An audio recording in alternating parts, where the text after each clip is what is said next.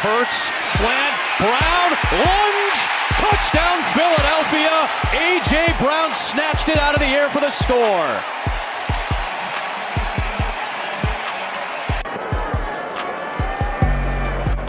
Check swing, well hit ball, and there it goes. Number 300 for Ken Griffey Jr. One of the youngest ever in the major leagues to reach the 300 home run plateau. Bothered by Lou. Iverson. How about that? Steps over to Rob Lou. 7 straight points by Iverson. Ladies and gentlemen, real quick. Let me know what's going on, everybody. What is going on? Ladies and gentlemen, welcome to the NFL Wildcard live stream. It is Louis Sports Network in the building. Hope everybody is having a wonderful Monday evening. Before we get started, smash that like button, hit the subscribe button, make sure your post notifications are turned on, make sure you're sharing on your social media platforms. Truly appreciate it. And as we get started, it is the Wildcard game in Atchison Short Stadium between the Houston Texans against the Pittsburgh Steelers, live in living color here on the channel, man. Let me know who you guys got going tonight between the Steelers and the Texans. Texans coming in at 12-5, number 5 seed, going up against the number 4 seed, 10-7 Pittsburgh Steelers, who just won against Baltimore to win the division last week. Let me know who you got. Steelers with the ball to start. Hit the like button as you guys come in. First series for the Pittsburgh Steelers, as Aaron Rodgers has got the ball. Salute to everybody in the chat. Like, comment, and share the stream. All right, they give it over to Gainwell. And Gainwell looks like he got himself a first down. In order for the Steelers to win this game, Aaron Rodgers has got to control the tempo, because this team, the Texans, they're 5th in the league in time of possession. So it's important that the Steelers control the tempo. So here's the depth chart for the Steelers on offense. DK Metcalf is back after serving a 2-game suspension over the incident that he had with that fan a couple of weeks ago. All right, 1st and 10 for the Steelers. Gainwell lines to the left. Quick throw. Metcalf. And gets himself an easy first down and more for Metcalf as he gets himself a first down. Guys, make sure to share the stream. Shout out to Ryan. Shout out to Daniel Barry. Appreciate it. Who you guys got tonight? Texans? You know what? The Texans are the better team, and they got the better defense, in my opinion, the number 1 defense in football. But for some reason, I just feel like with Metcalf back, and as long as, like I said, the Steelers find a way to control tempo, because they're not one of the best teams in time of possession. But for some reason, I just got a feeling the Steelers might pull this off and beat the Texans tonight. Just my opinion. Here we go. Rodgers. Warren gets it. And looks like about a gain of 2 yards. Joe Buck and Troy Aikman are doing the call at the stadium. Louis Sports Network providing the commentary here on the channel. Will Anderson and Daniil Hunter, they're great, Troy, really at every level. With Al Shire at linebacker, he's a Pro Bowler, and their secondary is terrific. Yeah, they are really. This is a great defense. Very, very the stingiest defense. Like I said, the Broncos originally, I thought had the best defense, but like I said, the Texans have been on fire. 2nd in the league in points allowed, and they lead the league in yards allowed. Fewest yards allowed. This top-ranked defense, 3rd down coming up after a gain of 2, and Tommy Togiai is in to make the stop for the Texans, and Arthur Smith in year number 2 with the Steelers, former head coach in Atlanta. Arthur Smith, offensive coordinator for the Steelers, calling the plays. And needs some attention before 3rd down and 7 play. All right, so we got a 3rd and 7 for the Steelers. The ball is near midfield. Just got back off IR. Looks to be lower body. It was a forearm injury that put him on IR. I got to say, man, these injuries have been killer for some of these teams. George Kittle going down yesterday. Again, prayers to Kittle. I know I don't think he's going to be the same player again. Other safety position Ryan says the Texans defense can't be overlooked. Oh, nobody's overlooking that defense. That defense is that good. This is a great football team. What the problem is with Jalen Reed. They're down in 7. And DK's got to keep his composure. I want to see how CJ Stroud does in this environment. So this is a hostile environment, so I got to see how he performs against Pittsburgh tonight. Looks like Rodgers was trying to get them offside. Empty backfield for the Steelers. Rodgers back to throw, and passes incomplete. Oh, way overthrown. So that pass was intended for Gainwell, but it's incomplete, and it looks like we're going to have ourselves a Steelers punt. Empty set, it means that there's nobody then helping the tackles. They're basically blocking a 4-man rush with 5 guys, but they're not able to then help. The Steelers defense is going to be challenged today. Or whether or not they're going to have the back. They split out Gainwell, and a good job defensively by the Texans. All right, here's the punt. And over in punts, fair catch by Jalen Noel. All right, Jalen Noel with the fair catch. So a couple of first downs for the Steelers. But the defense. All righty, so now the Texans are about to take the field, and we are going to take a commercial break with 11:57 remaining. And the Texans will have the ball. CJ Stroud about to be at quarterback. And yep.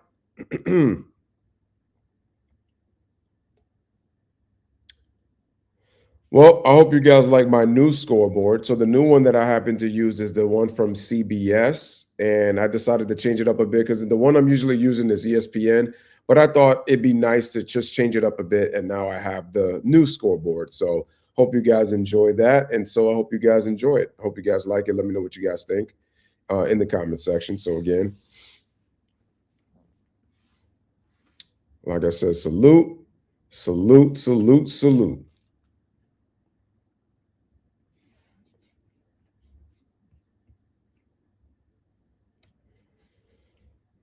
All right, Ron, appreciate that. Thank you for liking it. I definitely appreciate that. Thank you.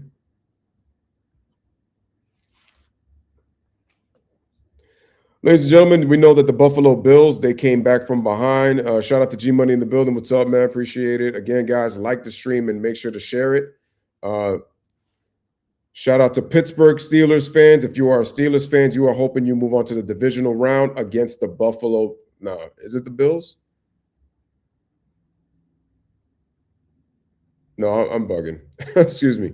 The winner of this is going to end up playing, what's this team? The Patriots, right? Because the Bills are going to be playing the Broncos.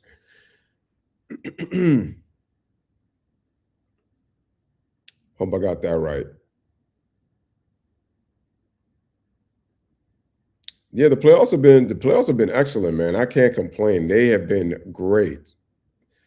Love the game with the Packers and the Bears on Saturday, and I missed it. They won 9 straight games. That's how they roll into this one. The Texans coming in with a 9-game win streak after starting the season 0-3. Which is a new franchise record. D'Amico Ryan has done an unbelievable job in Houston. Shout out to Texans fans as well. He has been nothing but excellent in guiding his team. D'Amico Ryan is the first Texans head coach in team history to go to 3 straight playoff seasons with their team. D'Amico Ryan has done an amazing job as head coach. I would have to agree. There's TJ Watt. Here's CJ Stroud, first series. They hand it off. Woody Marks on the run, and looks like he gets himself about 4 yards. All right, got 5. CJ Stroud, 9-5 record, averages 217 pass yards per game, 19 pass touchdowns, 8 interceptions. Since coming back from the concussion on November 30th, 8 touchdowns, 3 picks over 6 games at 2nd and 5. CJ Stroud is a good young quarterback. I like CJ.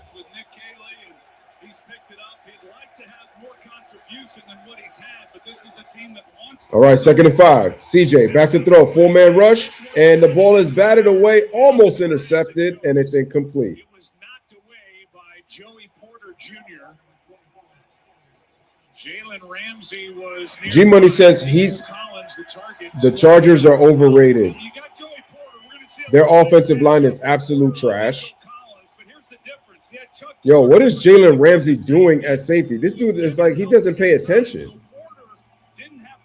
Jalen Ramsey, pay attention, bro. So much hype for how much of a great safety you are, but it's like, I just feel like his attention to detail is overrated. 3rd and 5 for the Texans. In shotgun formation. CJ back to throw on a 4-man rush. Looking, going left side wide open. Christian Kirk with the big catch and a first down for the Texans. We got a first down. 36 yards on the game. A great job on his part. Sure is a catch. He juggled quite a bit, but how about the concentration with the arms, with the forearms, to be able to maintain the ball? CJ Stroud out here with the flick of the wrist. Big time play by Christian Kirk on 3rd and 5. Huge for the Texans. Again, time of possession going to be real important for the Steelers. Defense does not want to be out there on the field. All right, they hand it off to Marks. I'm sorry, Nick Chubb, excuse me, the backup running back.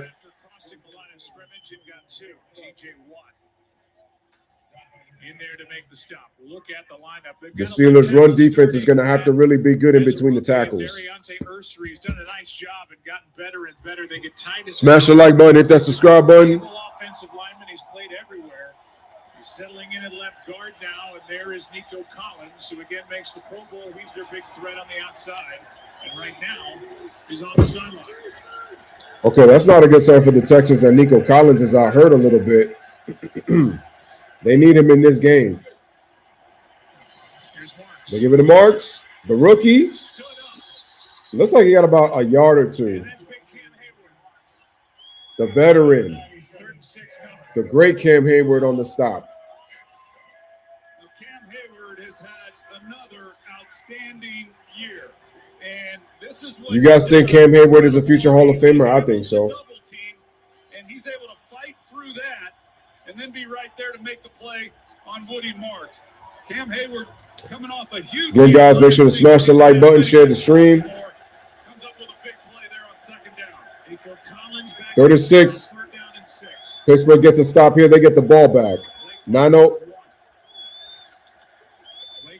Oh, they don't get – that's a false start. They didn't even get – did they call a timeout, or is that going to be a flag? Timeout was taken? I don't think they were able to hear. Prior to the explanation of the play clock, timeout. Okay, Houston got the timeout just in time. Timeout. This is a 30-second timeout. So that is the Texans' first timeout. 6, we'll give you a look at this defense for the Steelers that ended the year ranked 26th in the National Football League. They're their guys up front. That is pretty low right there. J. Watt named to his 8th straight Pro Bowl. And then the secondary, Joey Porter Jr., he's already made his presence felt. Jalen Ramsey, who I still always feel is overrated. He was dinged up with a calf injury. Brandon Eccles, their nickel corner. Terrell Austin is trying to figure out a way to make this drive for the Texans stop near midfield. Ladies and gentlemen, the Los Angeles Rams defeat the Carolina Panthers 34-31. Chicago comes back from a 27-13 deficit, 21-3 at the half. And we got a flag on 3rd and looks like the flag is going to be on the offense. They're going to be penalized 5 yards anyway. False start. Offense, number 77. It's a 5-yard penalty. Still 3rd down. 11-year veteran right tackle Trent Brown. Yeah, he comes in and allows Titus Howard then to go back to his mark. After trailing 21-3, the Bears score 18 points in the 4th quarter to beat the Green Bay Packers 31-27. Buffalo with a great comeback of their own after Jacksonville scored. Josh Allen with a huge touchdown late in the game to carry the Buffalo Bills to a 27-24 game. Shakir was huge in that game. Stroud escapes pressure and incomplete. Steelers defense steps up, and we got ourselves a punt on 4th and 11, so the Steelers will get the ball back. Big time play by the Steelers linemen. Philly with a choke job, losing to San Francisco 23-19, despite the fact that they had the practice squad out there, and it feels like 16 players were out with multiple injuries for the 49ers. And then the Los Angeles Chargers, with 2 weeks to prepare, only scored 3 points against the New England Patriots, who, to me, their defense really isn't that elite, in my opinion. They've been okay defensively. Like I said, the top 2 defenses in the NFL for me, the Houston Texans and the Denver Broncos, and I put the Texans at number 1 because they've been that good.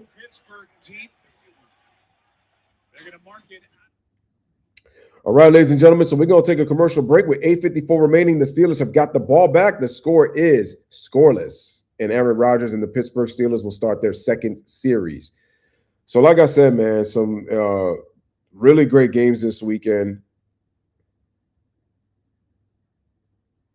A.J. Brown, he's sold, man. I know he was complaining about Nick Sirianni. I know he was complaining about Jalen Hurts. I know they had issues, but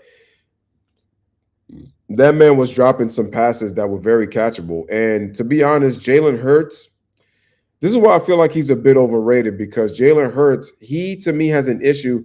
Some of his defenders have been like, oh, Jalen has been throwing deep and this and that, but it's like he wasn't taking chances in the middle of the field. Now, Kevin Patullo, he's going to get fired, because Nick Sirianni, to me, is very naive when it comes to the play calling. Why weren't they trying some things? Here's my thing.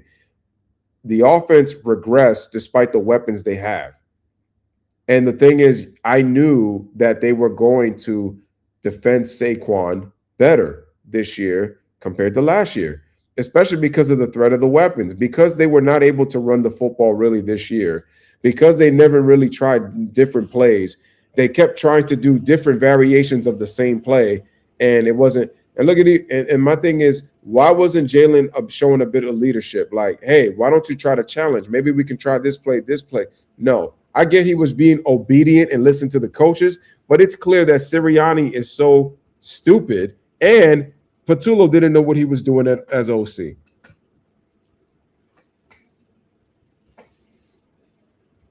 And then speaking of the Chargers, why in the world did Jim Harbaugh decide to have Greg Roman as his offensive coordinator?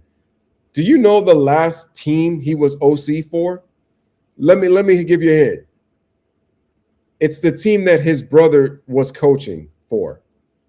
You know, the one that coached Lamar Jackson, who the Ravens fans constantly complain about Greg Roman as OC. But yeah, Jim Harbaugh decides to use him. And look, this is why Greg Roman hasn't had a job in several years. It's for that reason. He's not a good OC. He's not a good OC. So maybe Jim needs to stop trying to hire some of his friends on his coaching staff and actually get guys who actually know the game of football. Maybe this will help Justin Herbert from playing like so scared. Because I just feel like Justin plays really scared. He's always like afraid to take some chances and like not wanting to make a mistake. But they need to fix that offense. The Chargers need to fix that offensive line, especially in their interior offensive line. On the inside, they really need to fix. Their whole O-line is a mess. Here's the president of the Pittsburgh Steelers, Arthur Rooney. 16-6 win over the Vikings, and Art Rooney II, who has been the majority owner since 2016. Smash the like, hit that subscribe. A.J. Brown is out of there. Rodgers rolls left on a play action, throws wide open. Metcalf is making an impact. Another catch and another first down. Metcalf had 850 yards this year. It's amazing with how little he was being used this year. And he was still, and some of the games that he was very inconsistent and didn't even make an impact, he was still able to score 850 yards, almost had a 1,000-yard season, despite Aaron Rodgers not using him enough in the offense. But that's also because he spreads the ball around, at least the best he can, and using his running backs. All right, Rodgers back to throw. Off his back foot, trying to go for Metcalf again, and it's incomplete. And we got a penalty flag, and it looks like it's going to be pass interference on Lassiter for the Texans. There's definitely contact. You see Lassiter, number 4. One-on-one matchup. Defense, number 4. ball he plays at the spot of the foul. 4-on-4. And this is a heavily This is some 4-on-4 crime. And you would expect it, considering how aggressive. Like I said, this is huge that Metcalf is healthy and not only healthy, but active. And here tonight because the man is, what, 6'4"? So he presents matchup problems. He's a physical receiver. He's a fast receiver. He can run good routes. It's important that Aaron Rodgers has him on the outside. It's huge. It'll open it up for the tight ends. And then obviously you got Warren and Gainwell. There's Gainwell and gets himself about 5 yards. So it's pretty solid, man. Well, Joe, this Texan secondary was hoping for a boost from safety Jalen Reed, but he remains in the medical tent after this injury. They're saying he's questionable with right knee injury. You see him bang knees right there, and we'll keep an eye on it. But he tried to run a little bit, tried to get on the bike, still has not been able to. Sorry, ladies and gentlemen, don't know what happened there. My apologies. All right, here's 2nd and 4. Rodgers gives it. Gainwell cuts back and gets himself a first down.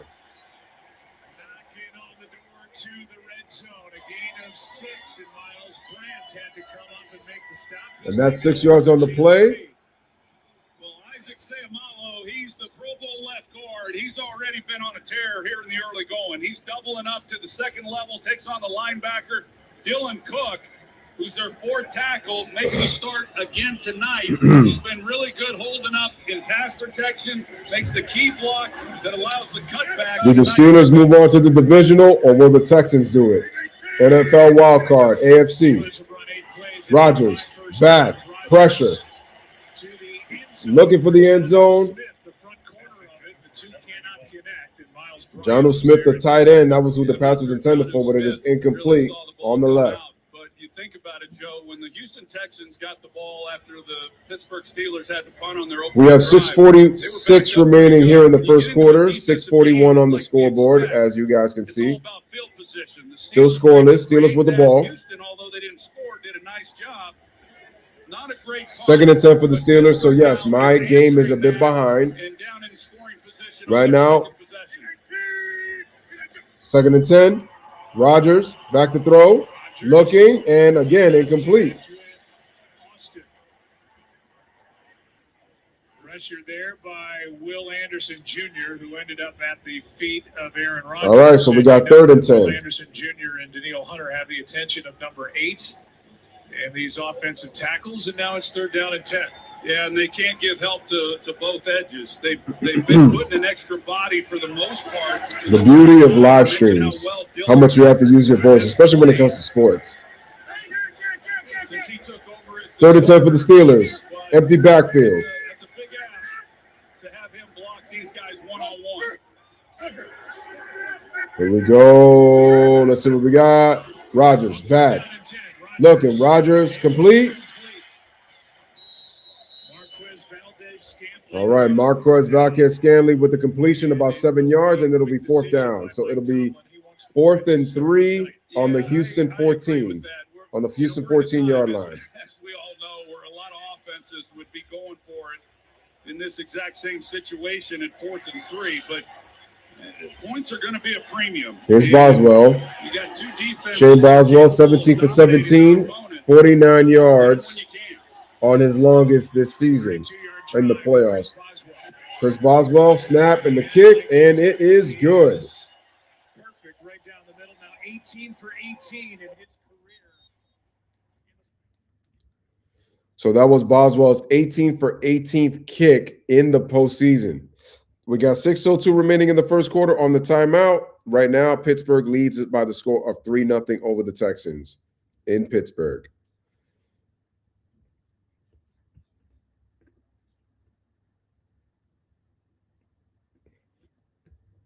Right now, C.J. Stroud, 1 out of 3, 36 yards, and that was a 36-yard completion on that one pass. Rodgers is 3 for 6, 49 yards. Jalen Warren's got 13 yards on the ground on 3 carries so far. Woody Marks, the rookie, has got 2 carries for 7 yards.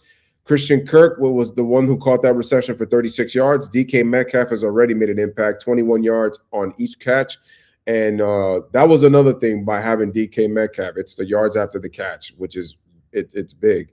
So it's great that he's able to play in this game because the Pittsburgh Steelers need him because he gives them a dimension to their offense.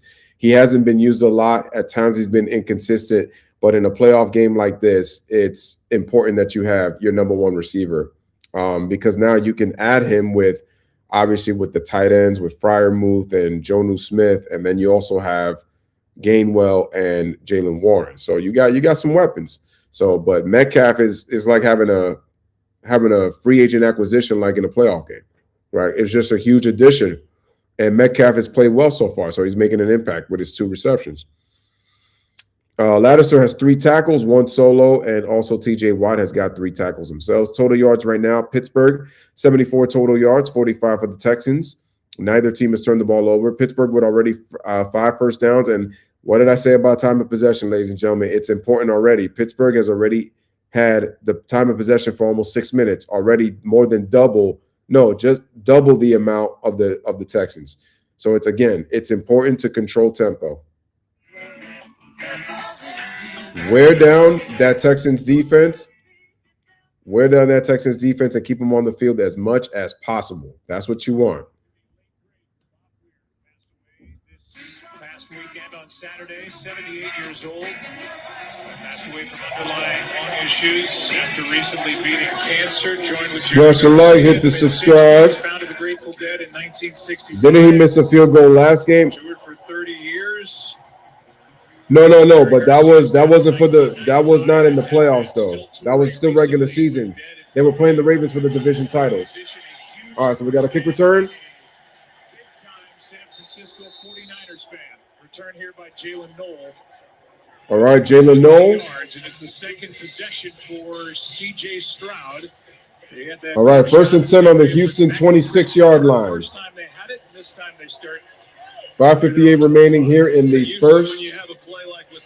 3-0 Pittsburgh. End up in points, those possessions, and yet Pittsburgh was able to do a good job and force a punt. They had the penalties that backed them up a little bit. All right, now the Texans about to start their series now, second series.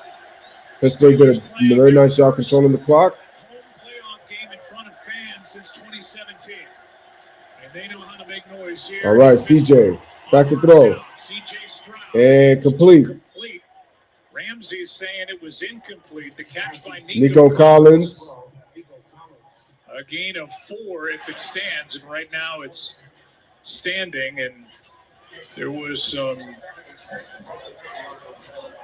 grabbing after the kick return and some I didn't even see this. With Jalen Noel. Here's that last play and why Ramsey thought it was incomplete. Right now they're sticking with the catch. Well, they're going to stick with the catch. 2nd and 6. Right. Here's Marks. Marks runs it up the middle. It looks like he's going to get himself a first down. Just short. There's been a few moving parts. So it looks like the ball is going to be on the, I'm going to say on the Houston 37. They came in, of course, Joe Mixon, he hasn't played at all. Nick Chubb was getting the bulk of the carry. Well, actually, might be on the Houston 35. Marks took over the second half of the season. Right now it's 3rd and 1. Out of USC, drafted in the 4th round. Not a real flashy guy, pretty steady. But this is an offense that typically they would like to be able to establish the run game and the play-action game off it.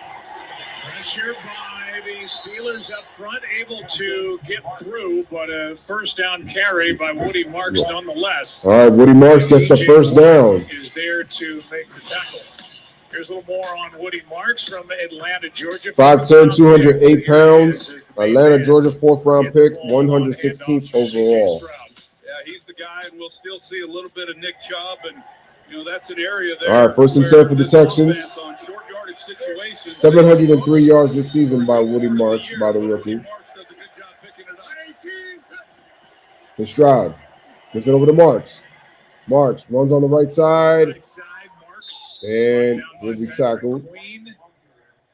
Patrick Queen on the tackle. One of the matchups in this game, as I talked and that'd be a 3-yard gain. On Nico Collins. He's been traveling with him on just about every snap, but it doesn't mean that he's isolated one-on-one. As I pointed out earlier. So yeah, Ryan, to answer your question once again, yeah, he did miss a field goal, but that was in the division game against the Ravens for the AFC North. That was a regular season game. 2nd and 7. Ball on the 40. Stroud, quick throw to Collins. And that is a gain of 4. And Nick brings him down after a gain of 4, so 3rd down coming up. So 3rd down on the Houston 44. Rotation of edge rushers, and when TJ Watt missed those games with the lung issue, Herbig then got a lot more snaps. Last week with Watt coming back against Baltimore, Herbig's snaps were reduced. Nick Herbig, 7.5 sacks this season for the Steelers. Steeler fans, the steel curtain on their feet. Stroud throws big, caught, 1st down. And a strong catch. He got popped right after making the grab. A gain of 16 and a 1st down. Hutchinson with the play with a 1st down. Nico Collins, and then there's everyone else. And the everyone else is a solid group. And Hutchinson, watch his route as he's working against the ball is now placed on the Pittsburgh 40 on the 1st and 10. What he's doing, his head, everything is up the field vertically, and then he puts his foot in the ground, makes his break, and it allows the separation and for C.J. Stroud to put it right on him. All right, 1st and 10. Texans trying to score. Here we go. They give it over to Marks. Uh-oh, it's a flea flicker. Sean looking and no.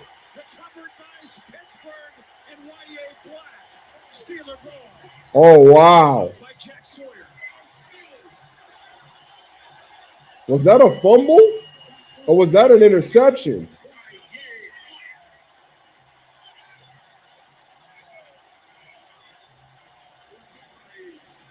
Hell of a play. Jack Sawyer saves a touchdown because he had a chance for Jaden Higgins. Oh, yeah, that's an interception. There's the ruling on the field and the fumble. Oh, fumble. Caught by Pittsburgh, it'll be 1st down. But they had an opportunity. Big time play by Sawyer. Now Pittsburgh gets the ball back. As you mentioned, Joe, pre-snap, but with Sawyer coming off the edge, he just wasn't able.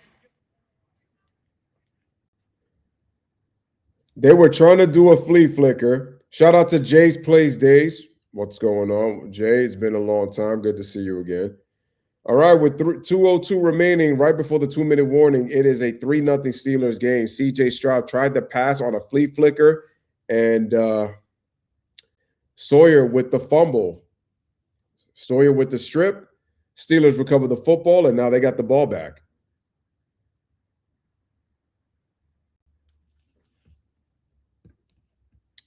Actually, now that I think about it, I have to click on the NFL playoff schedule.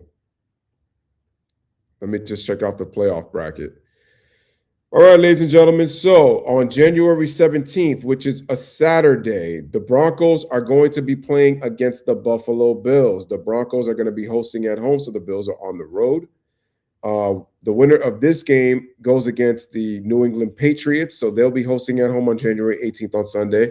Whoever wins between the Texans and the Steelers, obviously the winner of that will go on to the AFC Championship game. Over in the NFC, we got the Seahawks and the 49ers. For some reason, I got the 49ers going to the NFC Championship despite the injuries, because I just don't know how Sam Darnold is going to perform in a game like this, because this is a big game, and Seattle has home field throughout. And then we got the Bears and the Rams. I got the Rams over the Bears in this one. And I got 49ers and Rams in the NFC Championship.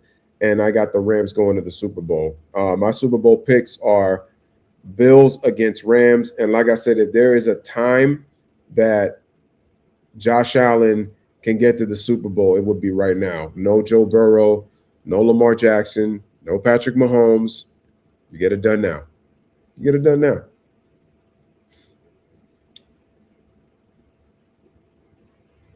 Like I said, salute. You got the Bears over the Rams. The Bears are actually scoring points. I think the Bears have a good young team. I like Caleb Williams at quarterback. I do. Ben Johnson has done a massive job, because the Bears have never really been known as an offensive team. They've been about their defense and their running game, especially defense. fumble during the regular season, and he got it knocked out by the rookie Jack Sawyer. And Y.A. Black was there for the Steelers. Steelers with the ball. Rodgers hands it off. Warren is tackle for loss. We go back and take a look. Blake Fisher right here, number 57. They bring him in to help secure the edge because they know this is going to be a slow developing play. Off the flea flicker, they come back. Now they've got a chance with Jaden Higgins. Hit the like button. Make sure to share the stream. Jalen Ramsey, and then he takes off. He hits to the flag, and there's nobody there, but Jack Sawyer saves the day and sets up the Pittsburgh Steelers offensively in great field position. It was a big play. Strip sack and a fumble recovery touchdown at Ohio State. In the college football playoff semifinal last year. Rodgers. Touchdown against Back to throw. Rodgers going deep. Open. Oh, DK drops the ball. Perfect throw. It was a perfect throw, but it's 3rd and 10 on the Pittsburgh 44.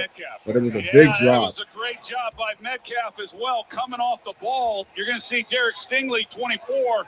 You know, he thinks he's going to keep going. He's going to bite on it on the slant route. And Metcalf puts his foot in the ground, comes out of it. He does everything perfectly except make the catch.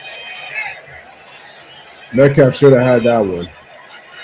You see Rodgers. But you see how Rodgers is involving Metcalf more right now, right? You don't see those kinds of uncontested throws very often against this group. Once again, empty backfield. Rodgers. Back to throw. Rodgers throw completes a Van Der Scantling, but he goes nowhere.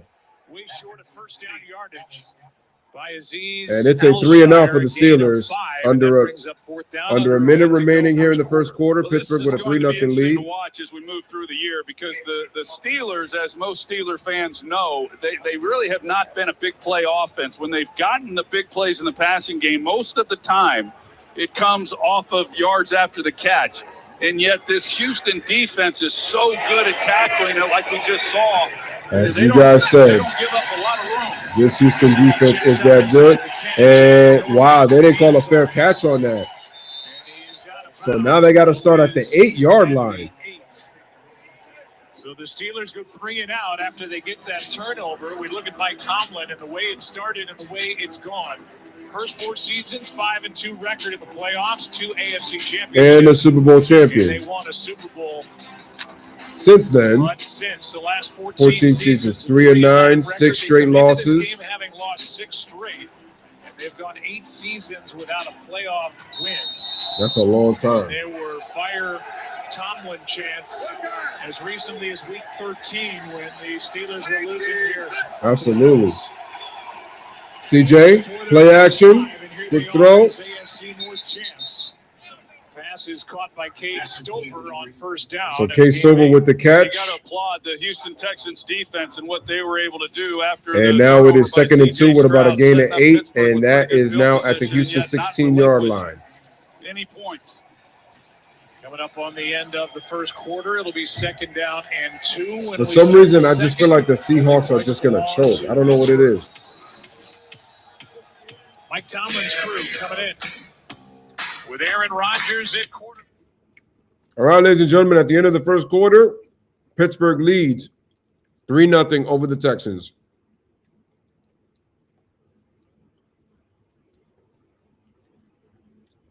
Give the defense a lot of credit. But already Pittsburgh's has some missed opportunities. Metcalf twice in this drive.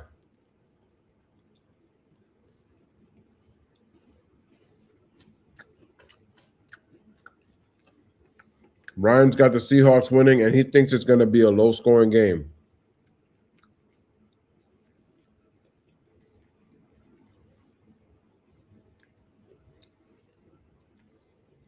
Jay says that it helps the Texans.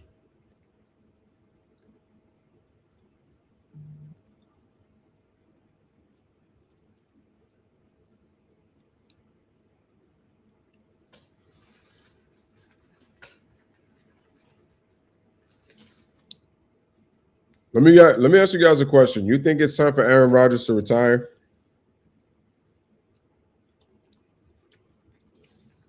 I say he should call it a career. He's 42 years old. He's clearly not the same, but again, that happens when you're older.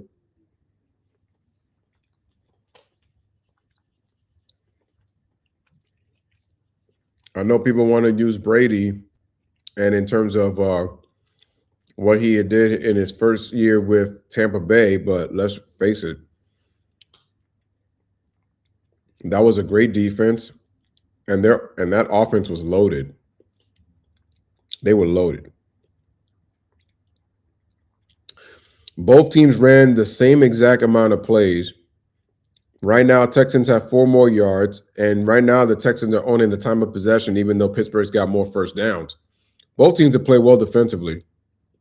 Well, there's a look at Cam Hayward, the play that he was able to make. So I agree with I agree with Ryan. I think this is going to be a low-scoring game. Some people were saying, "Oh yeah, they're going to put up points." Jay says, "If teams continue to pay you overrated money, let them." Jack Sawyer made that play. Steelers got him in the 4th. That's true. Shows how idiotic the teams are.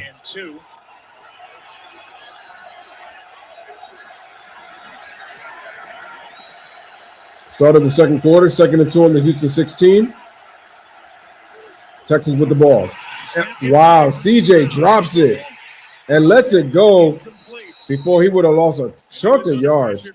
And it's going to be 3rd down. Could not corral the snap from the center, Jake Andrews. Yeah, it was off to the left. I didn't think it was a bad snap, though. He's just not quite able to handle it. And sometimes you take it a little bit for granted. CJ's struggling right now. And fortunate that he's able to just get right back on it. Doesn't look it all the way in and avoids the negative play by unloading the football. Yeah, he saved a lot of yards by getting rid of it.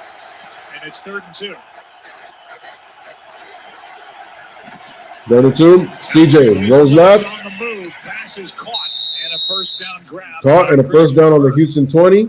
A gain of 4. An excellent job there by Nick Caley, the offensive coordinator, just moving the pocket enough and changing the launch point and not allowing the defense just to pin their ears back and know you're going to be really nice throw by CJ. Center, and he delivers a good ball then to Kirk to pick this up. And in a field position game, there's a look at Nick Caley, the offensive coordinator. The Texans have been backed up. Nick Caley, first season as OC for the Texans. First and 10 on the Houston 20. It's the flip field position. Play action. Stroud has to throw it away. Incomplete for the tight end Schultz. Good coverage by the Steelers. With Asante Samuel, who was signed in mid-November, had neck surgery last spring. They like him so much so that they're trying to work Samuel more onto the field, even with Eccles back and James Pierre back in their secondary. Well, here's a look. Here's where C.J. Stroud wanted to go with the football. Joey Porter not getting help on this play, so he's matched up mano-a-mano, and he covers him up. And poor C.J. Stroud then 2nd and 10. The ball out to his tight end. Stroud back to throw. Over the middle. Nice over the middle, and it is caught. And there is Nico Collins. Nico Collins with another first down. Another first down for the Texans. And good coverage here once again by Joey Porter, but just a perfect throw. And you can't defend that. Now, Porter is getting help on this play. Jay says it's not like he's playing among the trenches. These QBs put on a red jersey in the summer and keep it on until the season. Their season is over. He runs routes like a smaller receiver. He's good after the catch. There's nothing not to like about Nico Collins. Shot. They give it over to Marks. And Marks and Patrick Queen had a little meeting. Gets himself about 7 yards. That hole and a gain of 6. Yeah, I'll say that was a. So I was off by 1 yard. 2nd and 4. But the Houston Texans will take it after a 6-yard game. 2nd and 4 on the Houston 39. As Patrick Queen comes up, number 6, and Woody Marks kind of wins that battle, finishing that run. Patrick Queen has caught the attention of Mike Tomlin. Said he's become more of a leader. He's their leader. You got a player in motion. Here is Marks. Marks. Nowhere to go. Brought to the ground by Herbert. And he's down. We got 3rd down. 3rd down coming up after a gain About half a yard. Yeah, Nick Herbert comes in, and he's – so now we got 3rd and 3. A little bit of a break, but Watt now back in the game, and see what Houston's able to do here on 3rd down. So far, 4 for 5. It's 3rd and 3. The Texans were not one of the best teams at converting on 3rd down tonight. 4 for 5. Stroud throws low but caught. 1st down, Houston. And the grab is by Schultz. All right, Dalton Schultz. 82 catches, a career high in year number 8. The former Cowboy able to. Dalton Schultz gets the 1st down. My tight end in fantasy. Yeah, that was not an easy catch for him to make. It looked like C.J. Stroud could have tucked it and ran for the 1st down. He's a really good tight end. And the throw, that's not a bad decision either, but it just kind of came out funny and made it a lot harder than it needed to be. 5 different receivers. Stroud has right, they give it a March. Pass to, as Nick Chubb. Oh, I'm sorry. What number is Nick Chubb again? Able to get 8, maybe 9 on 1st down. Oh, 21. Nick Chubb, he was as good as there was in the first several years. Never had a season where he averaged less than 5 yards a carry. Nick Chubb was so good. So good. We were calling that game, Joe, when he was with the Cleveland Browns. And Nick Chubb was so good. Been the same since. He is as tough as they come, and you get him in a game like this when it's physical, and you just keep track of the carries he's getting. He can Stroud. Gives it a Chubb. Here he is.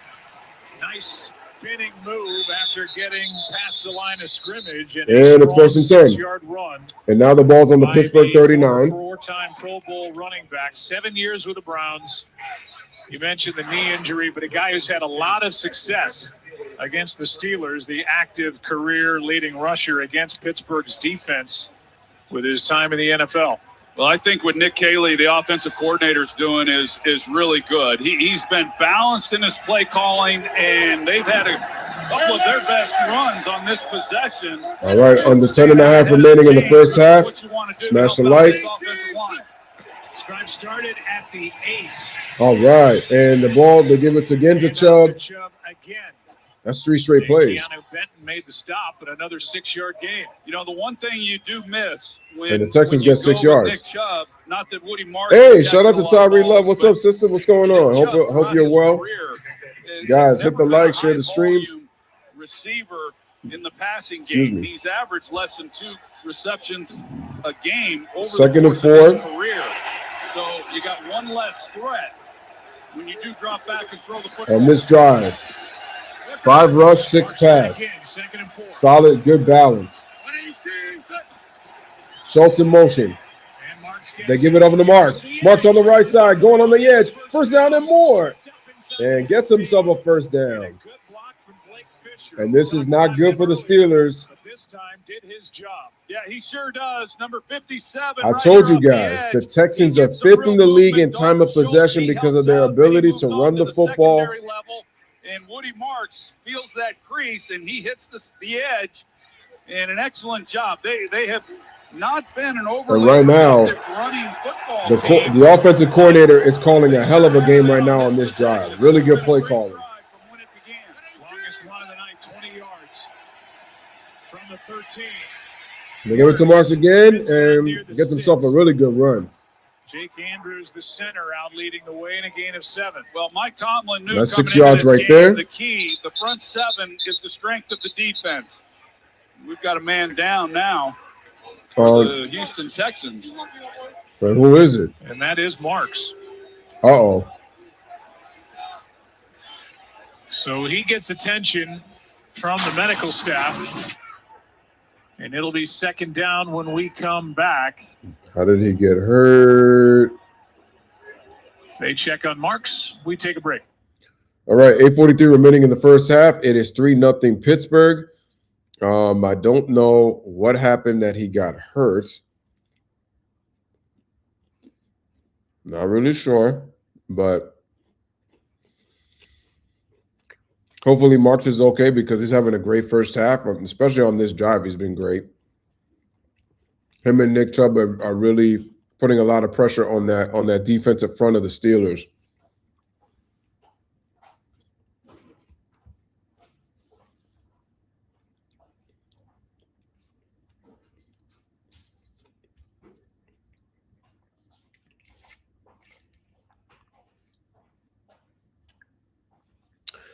For those who would like to know, right now it is 2nd and 2 on the Pittsburgh 5. So that basically means that right now they are within the red zone right now.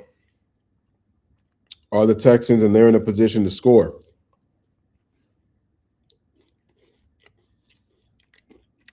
So the Steelers defense has been hurt on this drive.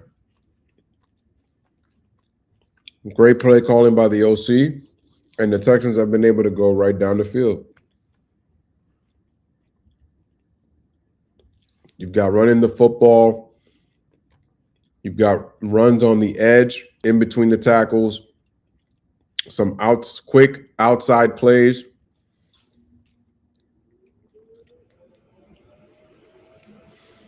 Ryan says, have I followed any baseball games lately? I honestly did not watch baseball all of last year. But I do know I do want to get back on it.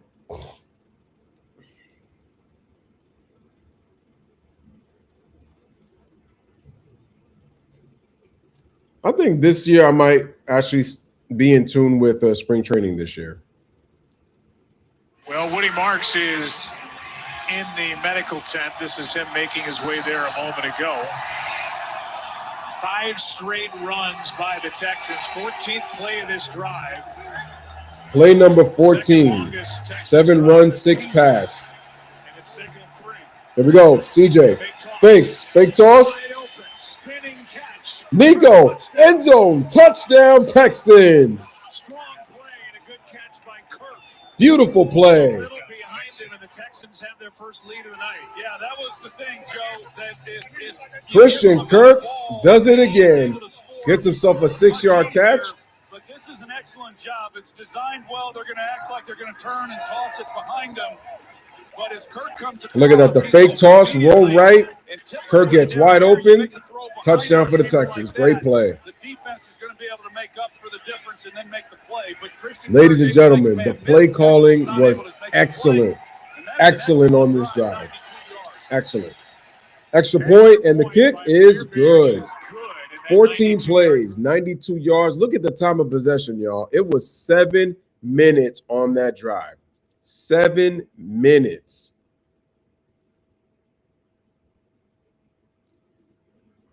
And this is why, if you're Pittsburgh, you needed to take advantage on your last series. All right, so we got a commercial break. 8:28 remaining in the first half. It is 7-3 Texans over the Pittsburgh Steelers. They have now taken their first lead of the game, and they did a wonderful job. Like I said, beautiful game plan on this drive to go right down the field and get themselves a score. And now they're up, and we got to see how the Pittsburgh Steelers respond. Like I said, I want to see more. I want to see more Warren in this second quarter. They should start putting Warren a bit on the outside.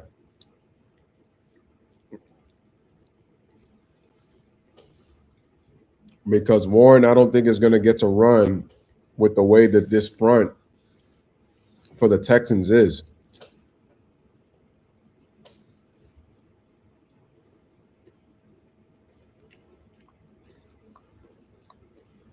G-Money says Texans told the Steelers to put a Kirk in it. That's funny.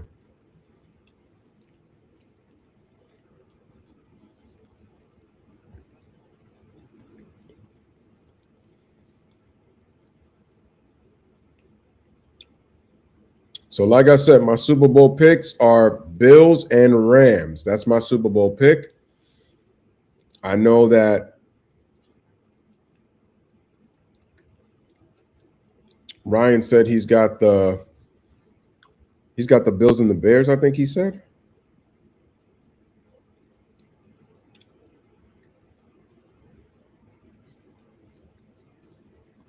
I'll see if I remember.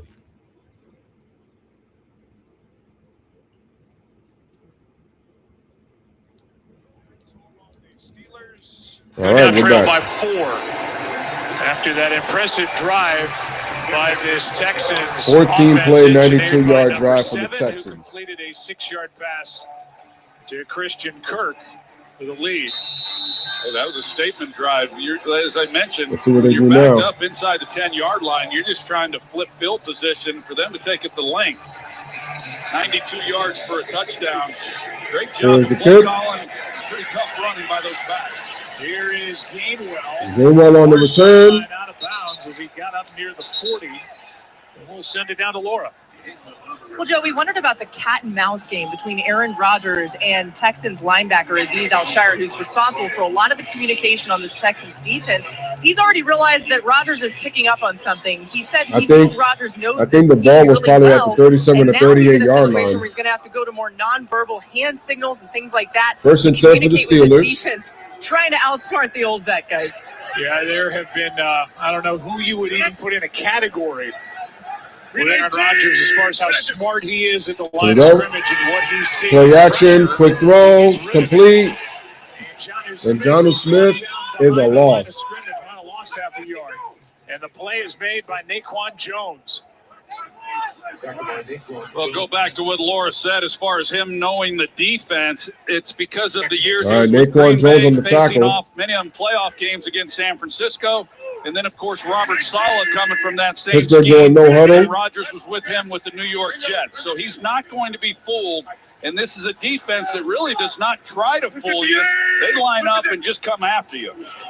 Second down and 10, play action. Play action, Rodgers has to get rid of it. He almost got sacked. Daniil Hunter was right there in his face. You call a flag? Flag is thrown at the end of the play. Yeah, that's going to be intentional grounding. Intentional grounding Still on the tackle box. Aaron Rodgers. Offense, number 8. That includes a loss of down. Third down. You saw Matt Burke, who What do is you the mean? defensive coordinator and now play caller for the Texans. Here's the pressure. Yeah, Troy Fautanu, the right tackle, he just whiffs. I mean, he comes out, and Daniil Hunter takes an inside move. And you can see as he just dodges Fautanu, and Rodgers has nobody there. Why did Rodgers go He's left? just trying to avoid the loss, and Rodgers never has been afraid to let people know his feelings.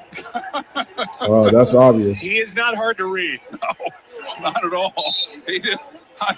And Rodgers sees everything, so he knew his right tackle got beat as soon as Daniil Hunter took Matt one Burke, step. third season as defensive coordinator for the Texans.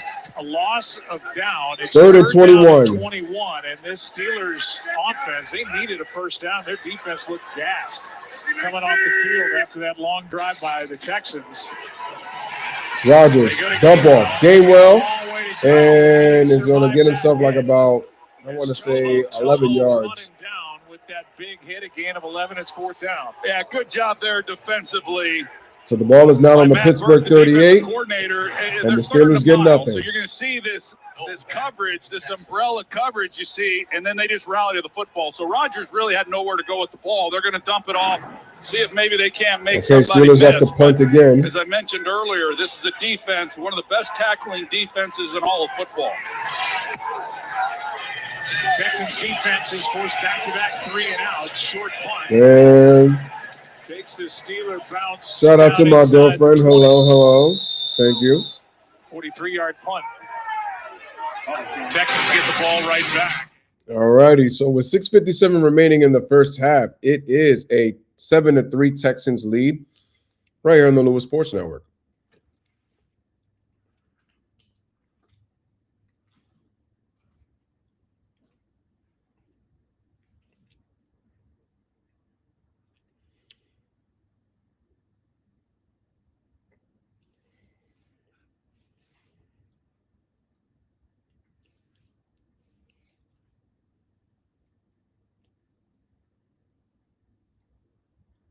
Yeah, this offense looks concerning for Pittsburgh. Well, who knows? Because remember, the first half wasn't great against the Ravens, but then again, that's comparing apples to oranges because these are not the Ravens, these are the Texans, and the Texans, they're a much better football team right now than the Ravens are.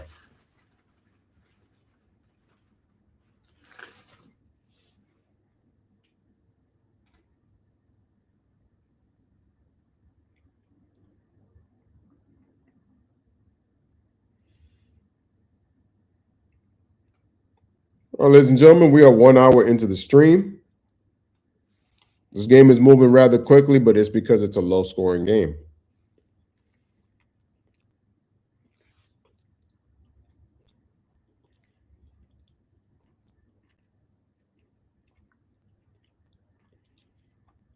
Again, 6:57 remaining in the first half. 7-3 Texans lead.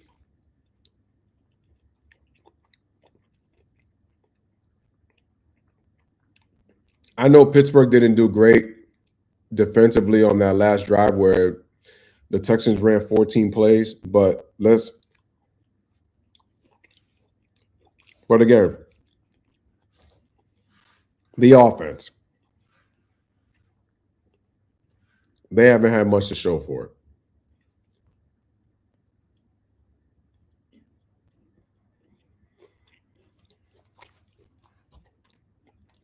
I also would like Metcalf in some quick slants. Yeah, Joe, Mike Tomlin was not happy with his defense after that 92-yard Texans drive. Before the defensive players even got to the bench, Tomlin was already over there getting into them, telling them I heard Drew to won. get up. Jacob Fatu came back. Yeah, well, it was a long drive. It was a well-called drive by offensive coordinator. Cousin with the ball, Woody Marks. And Marks, who's obviously back in the game, banged up. The last time the Texans had it, looks like about a gain of 4, Houston 5. starts for the third time in 4 drives inside their own 20. Joe, this has been a run game for Houston that Second I and just did not 6 on the expect Houston coming into 23. this game. It's been an offense that has struggled to run the football, and then you combine that against the defense that over the last 4 games. Listen, Jay, Pittsburgh Tom was already the on the NFL hot seat. over that time, That giving up just game last 73 week yards per between game on the the ground. Ravens and the Steelers was a game of hot seat Already have more between than John they Harbaugh did and in Mike this first Tomlin. half. Oh, CJ drops the ball. Poor snap. And CJ, ball is out again. Did the Steelers have it? And no signal yet. It belongs to Pittsburgh. And Pittsburgh gets the ball back on another fumble by CJ Stroud. Another turnover. Keanu Benton knocked it out. Watt was there, and C.J. Stroud, who didn't lose a fumble all season, has lost 2 in the first half tonight. And there's Benton knocking it out. Yeah, he knocks it out. Benton He's makes the coming back, play. trying to get it out of his hands. Puts the ball on the ground, and he just is not securing the football. Steelers have not won a It's the second playoff time he's game been in on the 8 ground. He's been seasons. fortunate to get it back, but then just careless at the end, trying to unload it with a pass. And that's the break that this defense or this offense for the Pittsburgh Steelers certainly But the needed. offense has got to This Texans capitalize. team plus 17 in the turnover margin, second best in the league tonight, -2. 319! 319!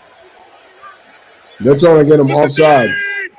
This defense is too disciplined. Rogers with the toss. They recovered. They went 3 and out, and here's Gainwell brought down by Petrie. Gainwell going And a loss on nowhere. a play of 2.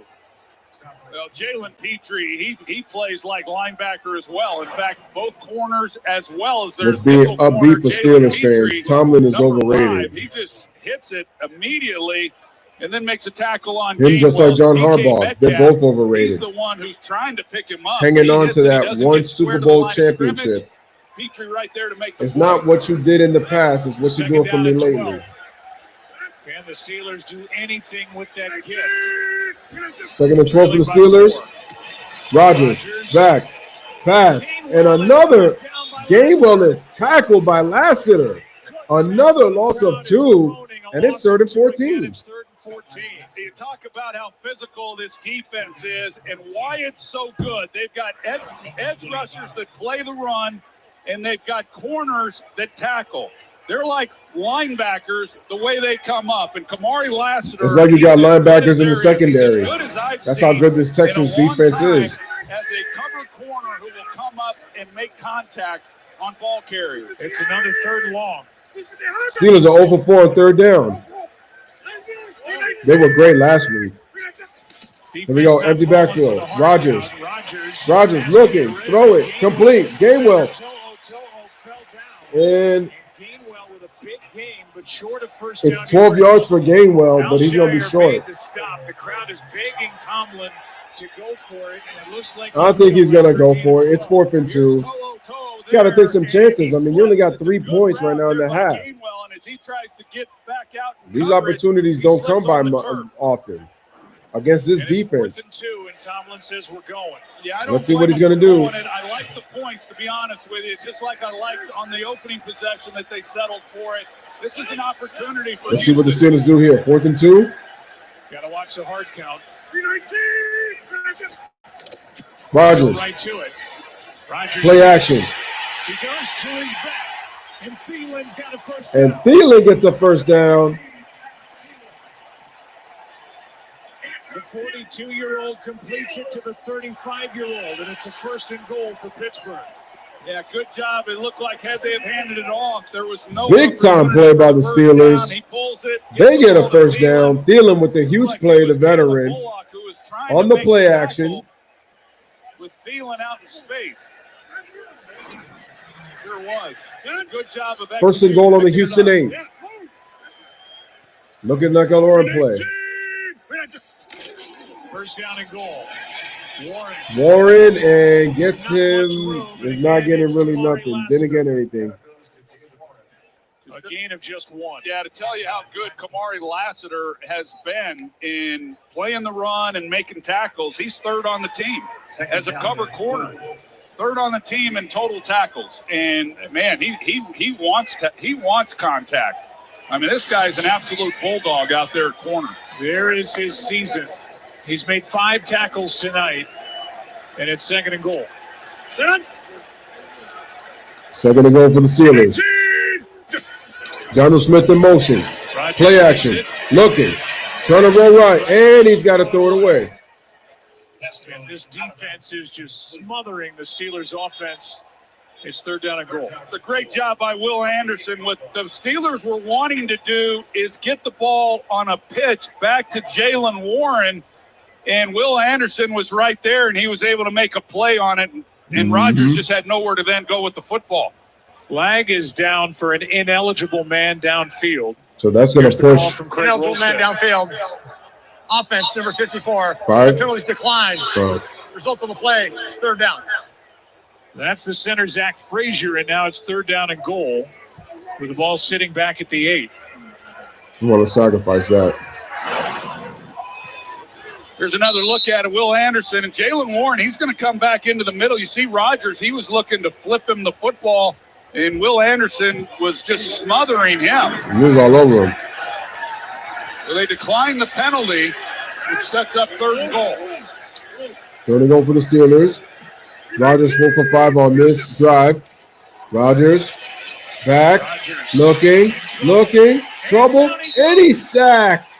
Houston's defense makes another play. A loss of 9 yards to the Houston 17. Will Anderson underneath that play who brought down Aaron Rodgers, a loss of 9. And it's a 4th and goal. Yeah, 4th I don't know down. that a defender actually touched him because there's here and then there's off the edge. And both get pushed right back into Rodgers, and he's just got nowhere to go. Yeah. He gets sacked, but Houston They collapse Texan the pocket. never actually touches him.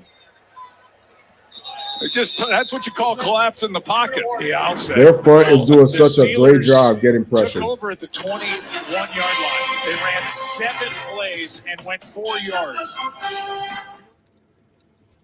2-minute warning. 2nd quarter, 7-3. Pittsburgh trails.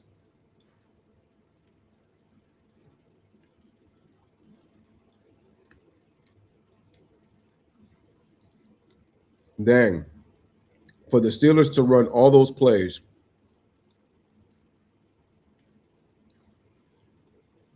And you get tackled. Well, you didn't get tackled, but the front put enough pressure on the O-line to force a 9-yard loss. Because Rodgers, his own man under center, pushed him back. Accidentally, of course, but again, that's the pressure that the front is giving this offensive line.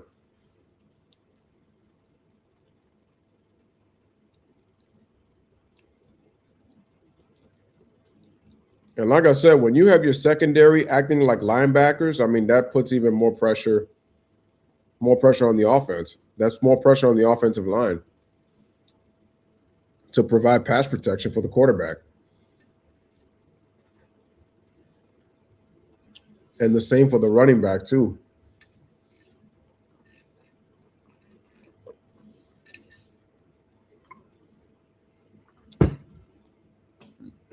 Excuse me. Because then you can use that player in different type of defensive schemes.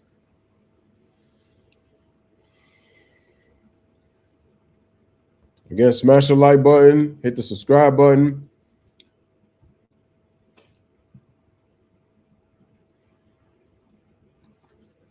Salute to everybody in the chat. Hope you guys are having a nice time listening to the commentary in the game. Appreciate it. Appreciate you being here.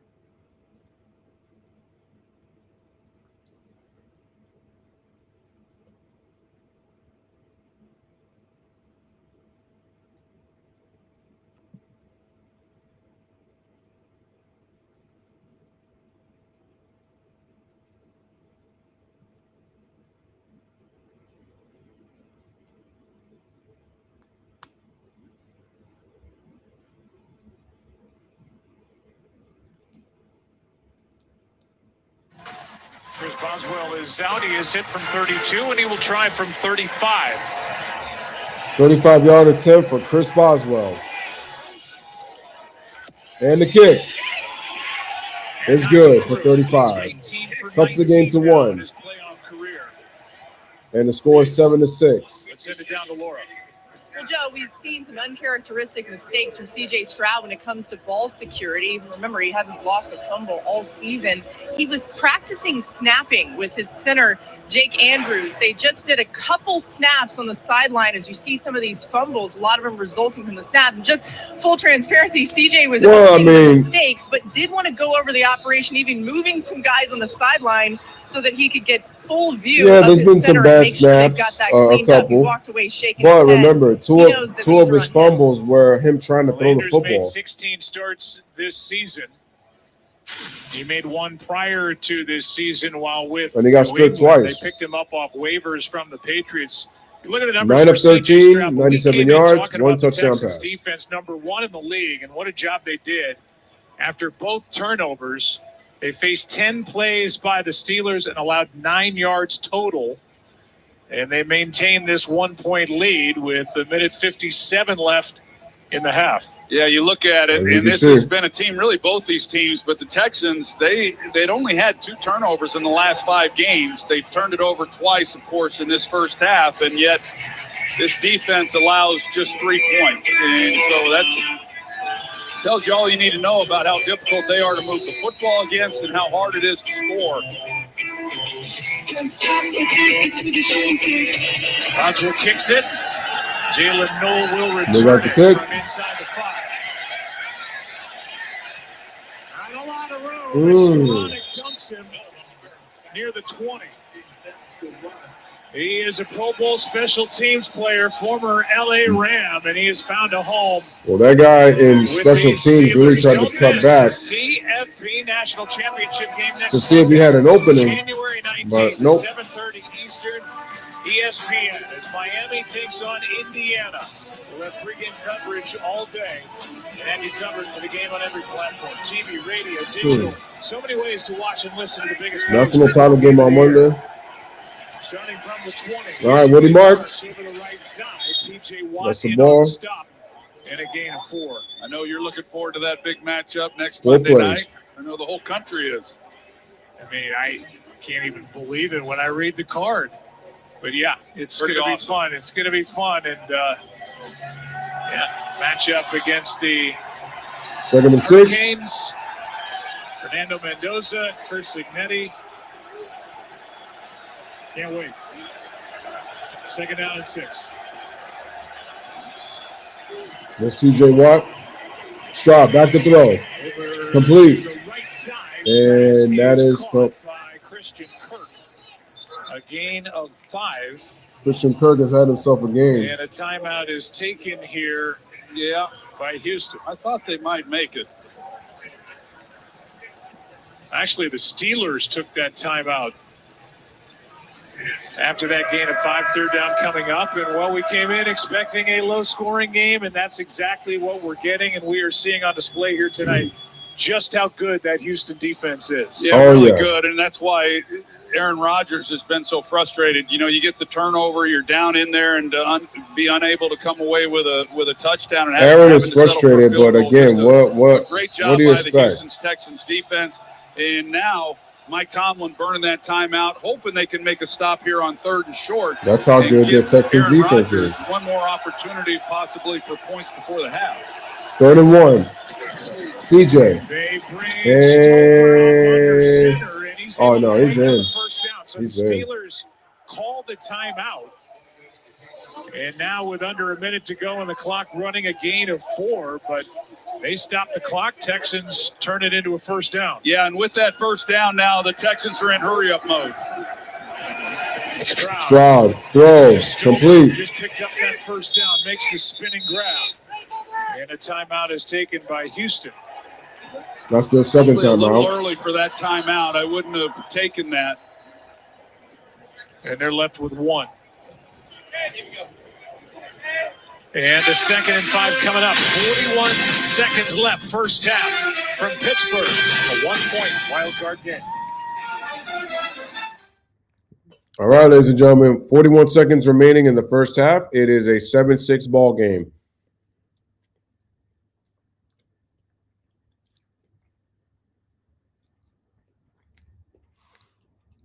Texans lead over the Steelers.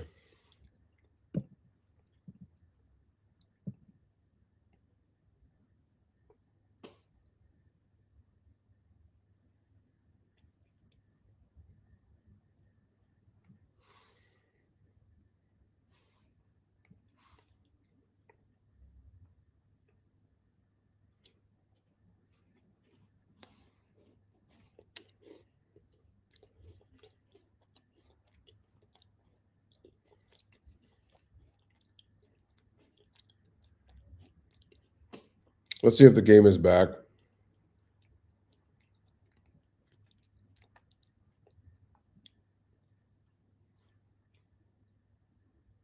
No, not yet.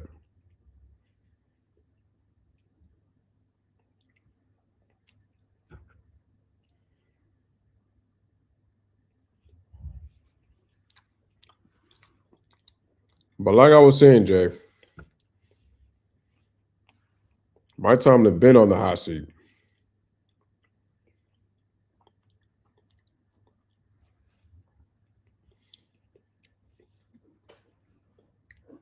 I thought Mike Tomlin was overrated as it is anyway. You know, just like you've been saying, it's about time they get themselves a new head coach. Some of these guys have been living off of their success earlier in their coaching career, but haven't done nothing in the last 13, 14 years. In Pittsburgh, packed house. Texans with a 1-point lead on the road. They've never won a road playoff game. 41 seconds. 23-year history. Meanwhile, the Steelers have lost 6 straight playoff games. Winner of this game will head to Foxborough for a game on Sunday against the Patriots and Drake May and Mike Vrabel. They knocked off the Chargers last night. 2nd and 5. 2nd and 5 for the Texans. Stroud, back to throw. There's it out. He's got a man. Let it. Leaping try. No catch by Jalen Noel. And that pass is incomplete. I thought it was caught. Chuck Clark was back there defending. I thought that ball was going to be caught. Not able to get the ball out Big hit. because Titus Howard, the left guard, he gets pushed right back into the pocket. This ball floats on Stroud, and Knowles trying to make the play, knowing that there's going to be contact. But here's Titus Howard, 71.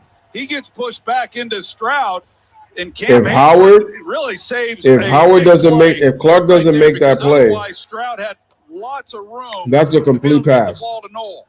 Chuck Clark is down and needing some attention before a 3rd down and 5. 35 seconds, 35 on the Houston 38. Texans with 5 straight 3rd down conversions, and that is Clark. who is able to get up now and walk over toward the sideline. They've been splitting time between Chuck Clark and Kyle Duggar, who they picked up from the Patriots this year. Chuck Clark, 210 pounds, 6 feet, from Virginia Tech.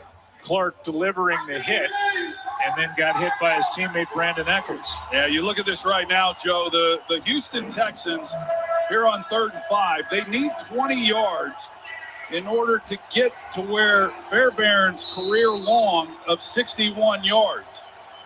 He made that back in 2021, but Steelers need to stop. Him a chance. 0 for 6 on 3rd down for the Steelers, 6 of 7 for the Texans. But right now they're focused on picking up this first down. Pittsburgh charged a timeout for the injury. 35. Stroud, throw, caught. First down to Christian Kirk.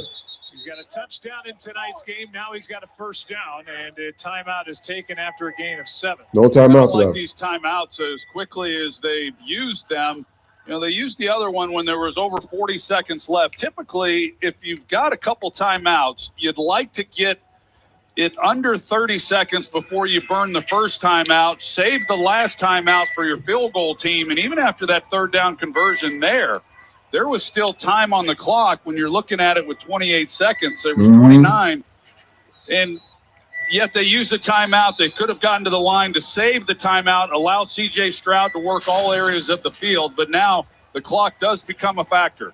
Steelers did take. I could have sworn they used all of their timeouts in this quarter, but I think they used 1 in the first and then 2 in the second. There's only 1 timeout left on the board. It belongs to Pittsburgh, and a first down at the 45 for Houston, up 1. 28 seconds, second quarter. Get the ball to start the second half on top of it. 1st and 10, empty backfield. Stroud back to throw, looking. Stroud. On the move and right through the hands of Nico Collins. Incomplete. Nico was wide open. Absolutely wide open and left alone, and Stroud could not hit him. 2nd and 10. Well, Nico Collins is number 12. He's coming across the field here and just lay this ball to him. There's nobody there and just makes it an awfully tough catch. I've seen Nico Collins make catches that are a lot harder than that, but this ball's way out in front of him and just not quite able to make the play. And one that's he was wide open. We didn't need to overthrow. 2nd and 10. 2nd and 10. Stroud back. Marks gets hit and dropped. Wow, what a hit. Incomplete. Peyton Wilson made that play. Just a form hit from Peyton Wilson with the ball in the hands of Woody Marks, and it's 3rd and 10. Well, Peyton Wilson, that's what he does well, is his strength is coverage. They split out Woody Marks. He's playing both defenses playing very well. And as soon as that ball started to come out, Peyton Wilson, he just immediately was barreling down on him. Probably a good thing in the end for Houston. The ball was incomplete. They don't have any timeouts remaining.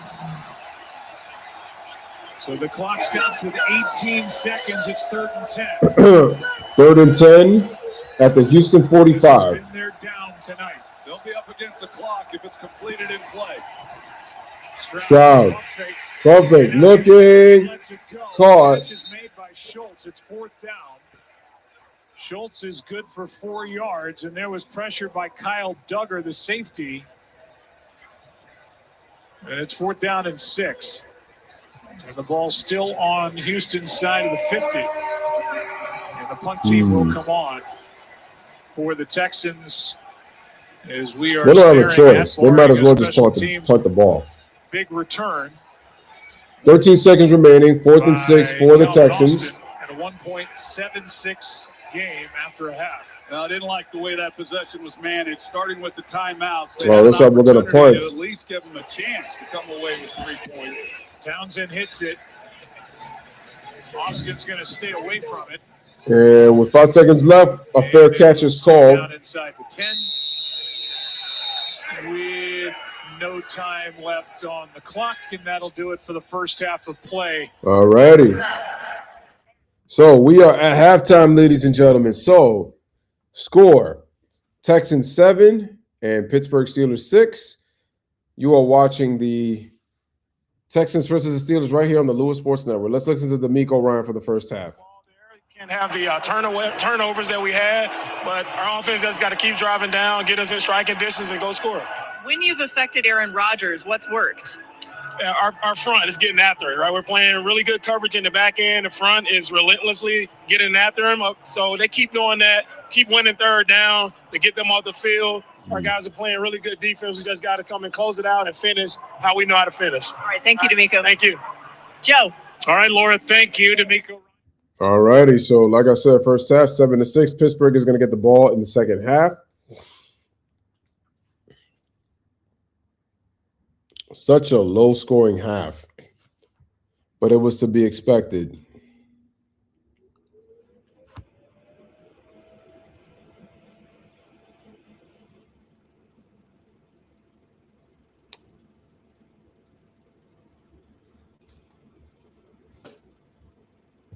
Okay, let's look at the first half stats for both teams.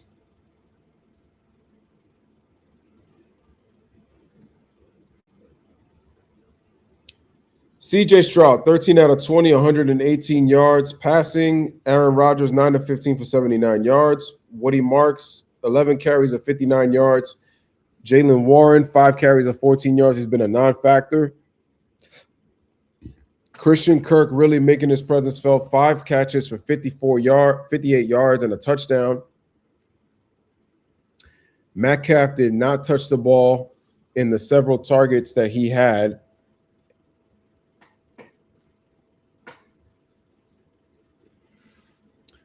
Benton with a sack, Rankings with a half sack. Lassiter has 5 tackles. Patrick Queen has got 6 right now for the Steelers.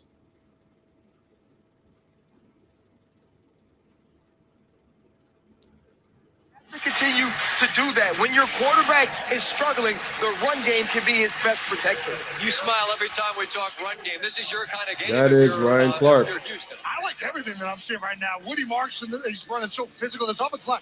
Houston running the ball well is not something we anticipated coming in against this stout Pittsburgh defense, and they have executed really well in the first half. And to RC's credit, that is something that can get C.J. Stroud into a rhythm. They need to come out, get some boots, move the pocket, get him some no-brainers, get him in a rhythm. Yeah, Swag, the good here is on third down. They're 7 for 9, but you said as we watch this, Stroud looks shook. What are you not seeing from him? He looks skittish, man. Like when bodies get around him, he's a little bit antsy. I would love to see him settle down or make the decision to get out of the pocket and take off and go get forward. Who's there at halftime?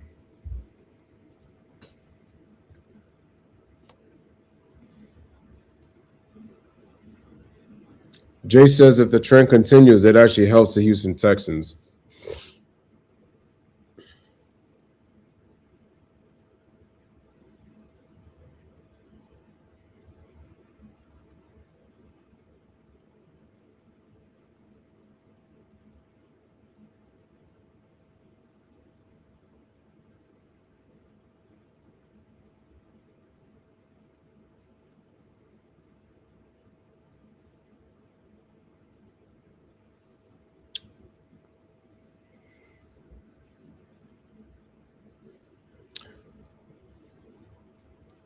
At this point, the Steelers are going to have a really tough time if they can't control the ball.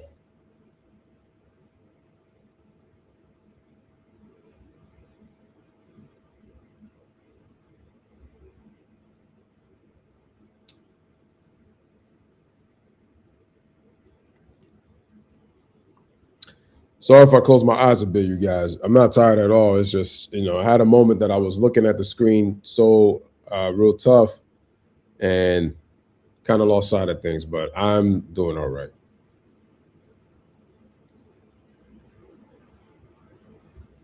Oh, I wonder why they changed the logo. The Texans logo is still the same, but it's interesting that they have this neon blue highlight over the bowl.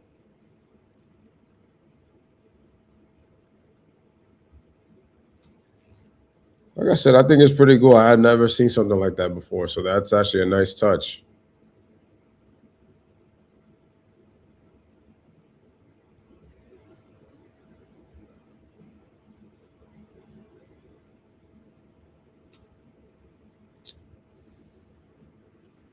Yo, shout out to Real in the building. Appreciate you, man. Salute, sir.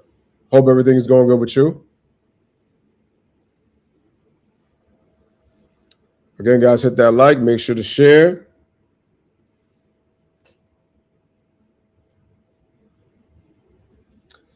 You know, so far I have picked the Steelers because I wasn't so, excuse me. I know the Texans may not be the number one seed, but they have the number one defense. So I said to myself, if we could find a way to get to them early.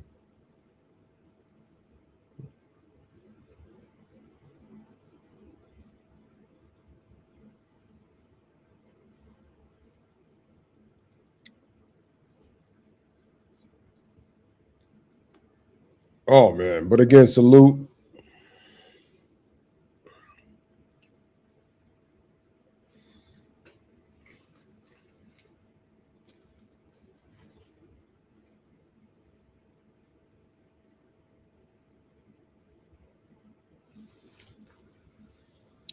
We got to take a look at the divisional matchups.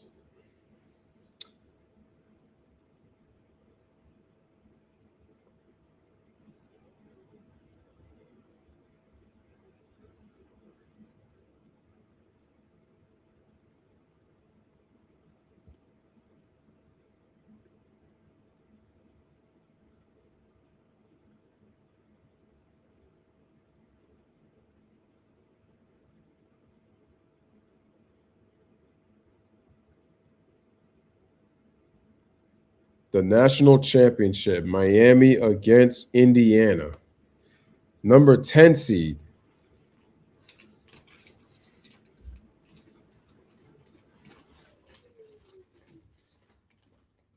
Like I said, man, I don't know. There's just something about this game that's telling me Pittsburgh, despite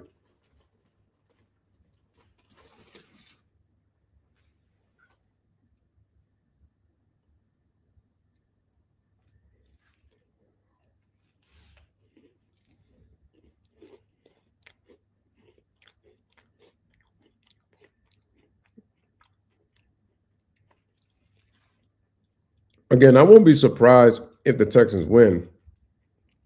But for some reason, I got a funny feeling that the Steelers might win this game.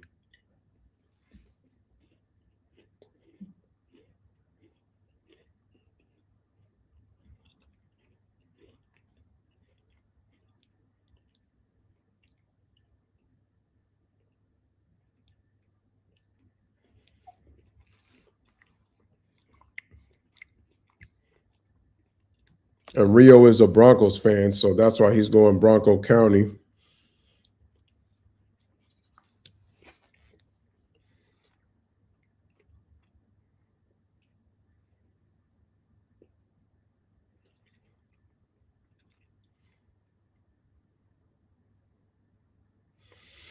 And we said Miami was the 10th seed and Indiana's the 1 seed.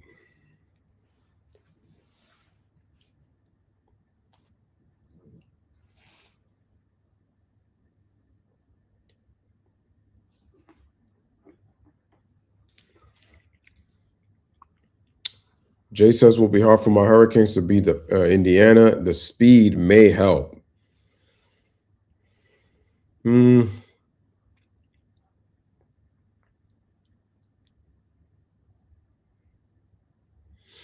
think for right now, I got Indiana.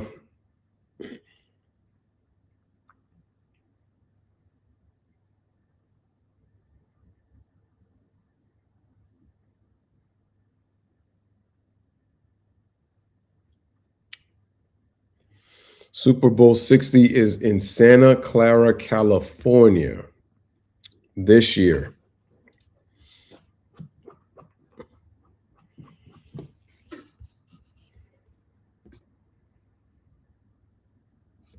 But like I said before, I feel like it's going to be the Bills and the Rams.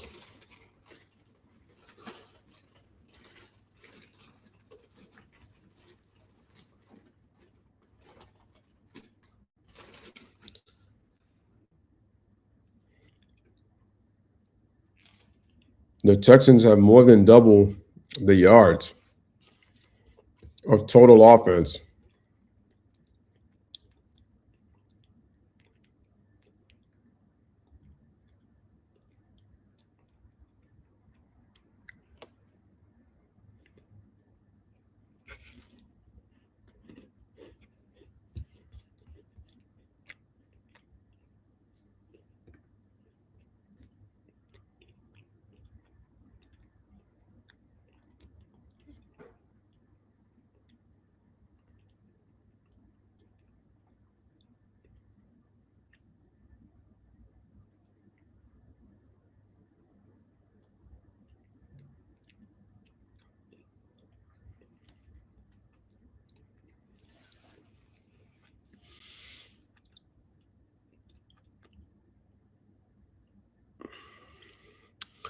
That's true.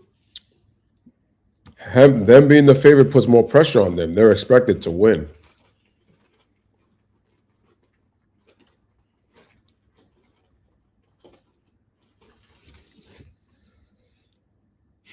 Rio says Rams Bears on a Sunday is going to be really interesting because the Bears can put up points.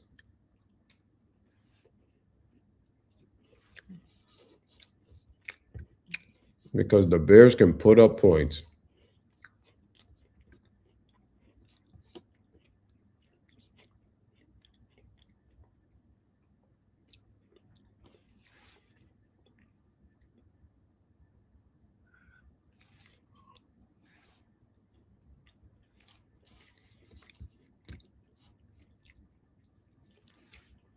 Jay says the Bills will be pushed.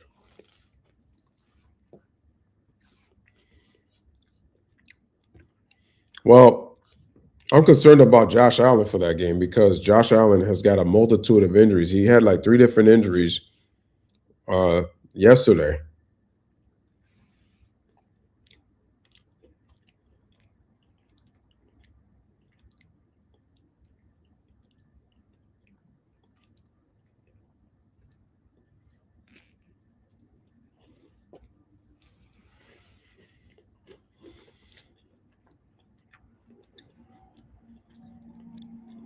Seahawks are going to beat the 49ers. You heard it here first.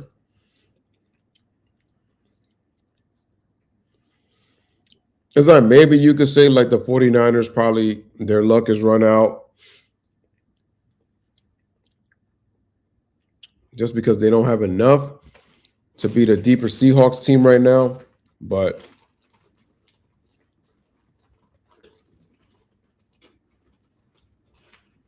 I'm just not sold on Sam Darnold in the playoffs.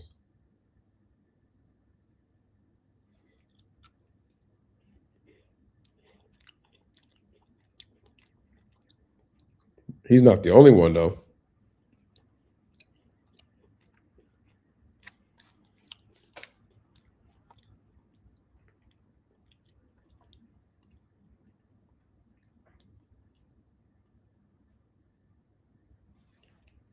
All righty, we're going to start in the third quarter. At the half.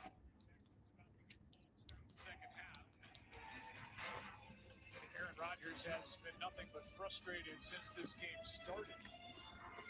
C.J. Stroud, his offense, they put up over double the yards that the Steelers have so far in this game, but they've turned it over twice, and they lead by just 1.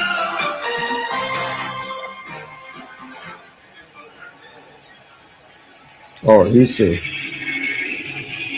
So the Texans will start the second half of the ball. Jalen Knoll waits for the kick from Chris Boswell. And off we go. Who's going to New England for that divisional game next Sunday? Winner of this game will head there. And out of bounds. And we will send it down a moment ago. Lisa Salters caught up with Mike Tomlin. Lisa. Thank you, Joe. Mike, I know you weren't happy with the Texans' long touchdown drive, but how do you think your defense has responded since? You know, we're doing a good enough job. Certainly, we're taking the ball away. I'd like to see us have more success on third down, but certainly the same thing can be said for our offense as well. I don't think we're winning enough third downs on either side of the ball to engineer victory fluidly. We got to be better this half. All right, thank you. All right, let's see. Yeah, just to put numbers to it, Texans are 7 for 9 on third down. Full motion, rolls left, drive throws, complete. To get this second half started to Jaden Higgins, and a quick first down by the Texans. And we'll welcome you inside the broadcast booth. Joe Buck along with the Hall of Famer Troy Aikman. We'll see how this Houston Texans team and offense comes out after beating in the locker room at the half, and we just saw him put C.J. Stroud on the move. Yeah, don't know what to really make of that first half. If you're Houston, you're frustrated that you're not leading by more. If you're Pittsburgh, then you're frustrated because you were held under 100 yards and you didn't capitalize on the 2 takeaways. And here we are, a 7-6 ball game, and really Pittsburgh's not done much of anything. Here's a handoff to Marks, and Woody Marks gets a first down and picks up 14. So back-to-back big plays and back-to-back first downs for the Texans to start the second half. And that's been the big thing for the Texans is the fact that they've been able to run the football. And it's been so inconsistent throughout this season, and yet here tonight, averaging just under 6 yards a carry. And that has taken a lot of the pressure then off of C.J. Stroud in this passing game. Alert. Okay. 118. 30 yards on back-to-back plays to start the half. Stroud throws. Nice catch and a grab by Higgins. His second catch on this possession. Higgins He makes the reaches play. out for a 14-yard pickup. And a player is down. That's Hayward for Pittsburgh. That's not Higgins good. And C.J. Stroud's just been a little off. I mean, this ball's it's a high ball. A He's little? trying to catch it and protect himself. No, not CJ. One of the strengths of C.J. Stroud is his accuracy, and yet he's made it a little bit tough. Of course, the miss that he had to Nico Collins at the end of that first half kept them from coming away with the score. Meanwhile, Cam Hayward is down. Second team All-Pro this season. They check on him. We take a break.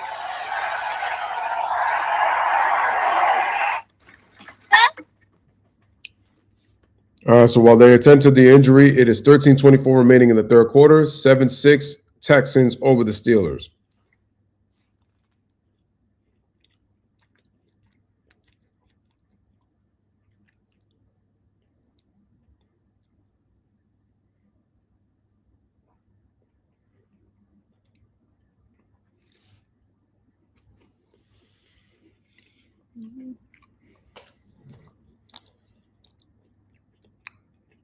Excuse me a second, guys.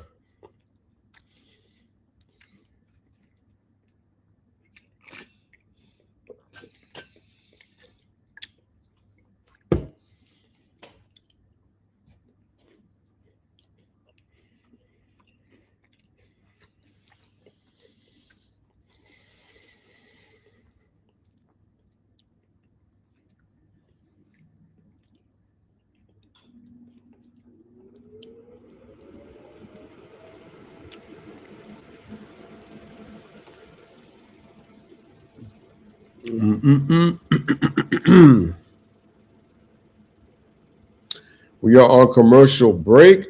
13:24 remaining here in the third quarter. 7-6 in favor of the Texans.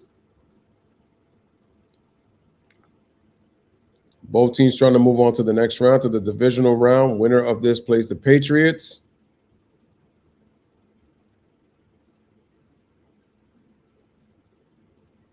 January 25th, the Pro Bowl. Always 2 weeks before the Super Bowl.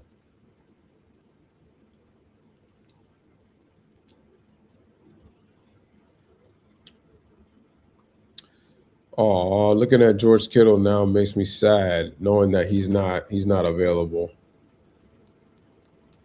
His ankle will And he's going to be out for a while. Keanu Benton. Texans to start this half. 3 plays, 3 first downs, gains of 16. I got a feeling the 49ers are going to beat already them. in field goal range, leading by 1. That's it. No, are you? Y.A. Black comes in Start. for Hayward. Is it over Marks? And another nice gain, about 9.5, as Jalen Ramsey has to make the tackle. Half a yard short of the first down. But good start for this Texans team to start the second half. Yeah, great double team right there in the side. And then you see what Woody Marks has to operate with. So they go big personnel. They go 2 tight ends. They have the extra offensive lineman, Blake Fisher, in as well. It was before Kittle, because Kittle got injured in the game. Center guard with an outstanding double team for a nice game. Looks like it's another run play for the Texans. They're sticking to commit to run the football. Stroud gives it over to Marks, and first down. T.J. Watt made the tackle after a gain of 2.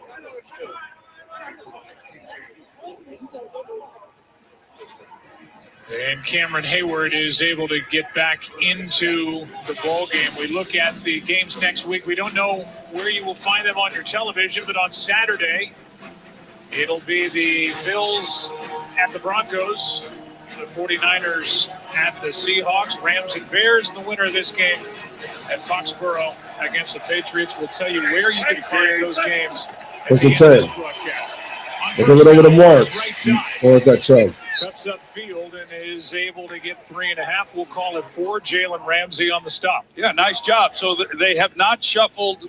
Now they are. Now they're substituting personnel. But they went 3 straight snaps there with 2 tight end and Blake Fisher as the extra lineman.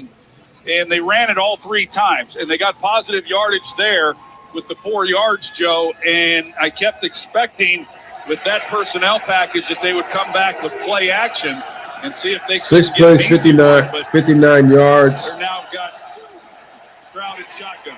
2nd and 6. Stroud, complete. Catch and a strong tackle is made by Duggar. So 3rd down, here's that down again. It's been the difference maker in the ball game so far, a gain of 2. Yeah, it has been, and they've been really good. Houston has been in converting. Probably as of late. They're hoping they can convert here. You wonder what D'Amico Ryans might be thinking. 3rd and 4. And Texans are 7 of 9 on 3rd down, while the Steelers are 0 for You're 6. be happy if you don't make it. That's how struggling the offense is. And despite all that, the steel curtain is alive and well. 3rd and 4. Stroud back to throw. Looking, pump fake.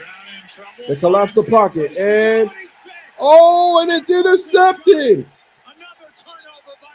Wow. 2 fumbles and now an interception that kills the drive.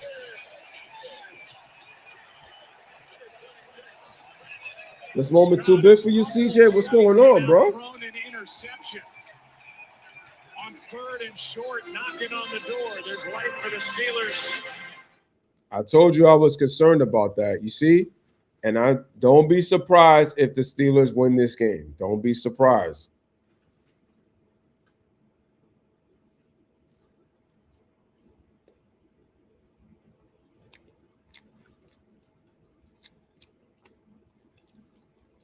Other than the 1 touchdown, CJ has 3 turnovers.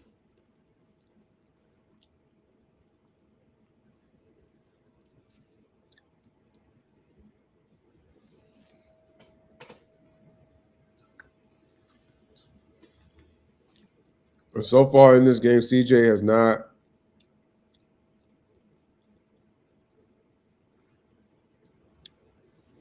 He hasn't played up to his capabilities. He's been okay.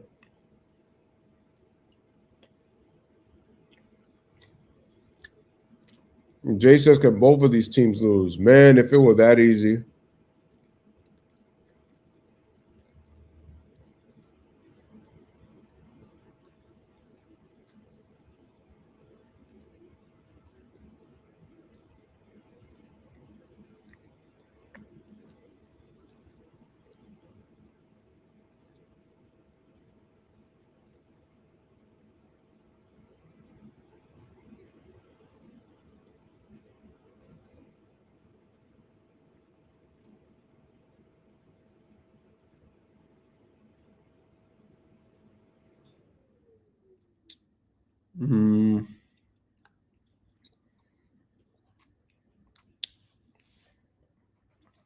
Victor Cruz, that's a name I haven't seen in a long time.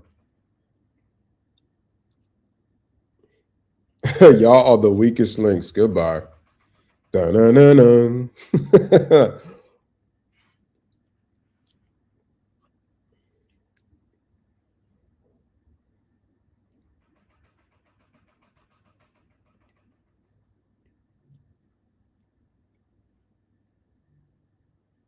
Jackson Dart.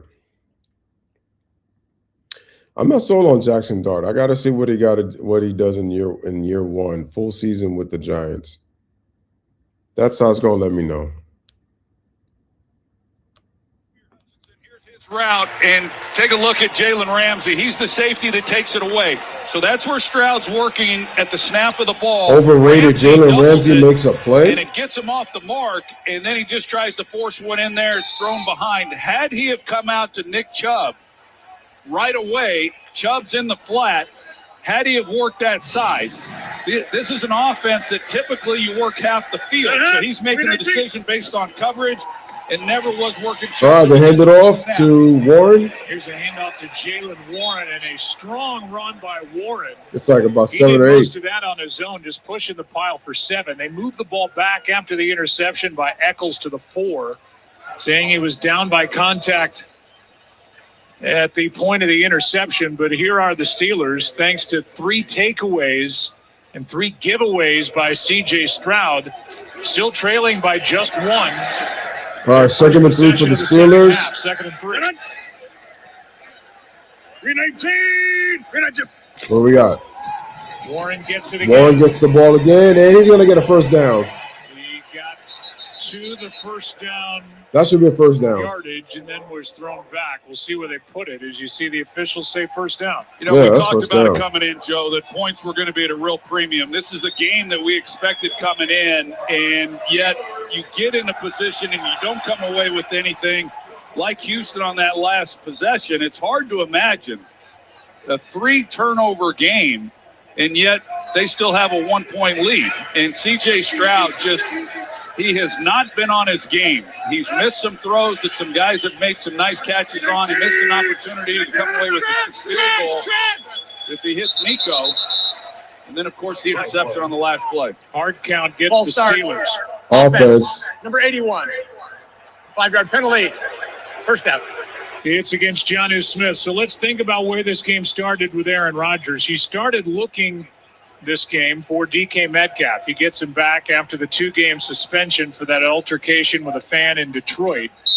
3 of his first 4 throws went toward number 4. Then a drop later in the first half. On the 3rd possession, he has not thrown toward DK Metcalf since. Hey, you gotta go. Hey, dose. Yeah. Here we go. All right, Steelers got a quick pass. Nope, got nothing. Austin, and he's brought down by They got nothing. Coming out quick. There's nothing downfield. This offense can do nothing through the air. And this is a defense that they smell blood in the water. I mean, you got to back them off somehow. And these quick passes that's what this Steelers offense has really been about. We saw a little bit more down the field last week, especially there in the second half. Freiermuth working the middle of the field. We saw the double move last week with Calvin Austin. Rodgers has not really gotten anything down the field, and this is playing right into Texans' hands, these quick passes. 2nd down and 15. All right. Backing up. Rodgers Was able to completes it. complete it just across the 15-yard line to Austin. Petrie is there. It's one thing if you're doing this stuff around the line of scrimmage against some defenses. Against Houston, this good tackling defense, they're getting nothing after the catch. No, they rally to the football. And toe, here he comes. It's still a 4-man rush. And Sayamalo's trying to come out and pick him up. He picks him up late.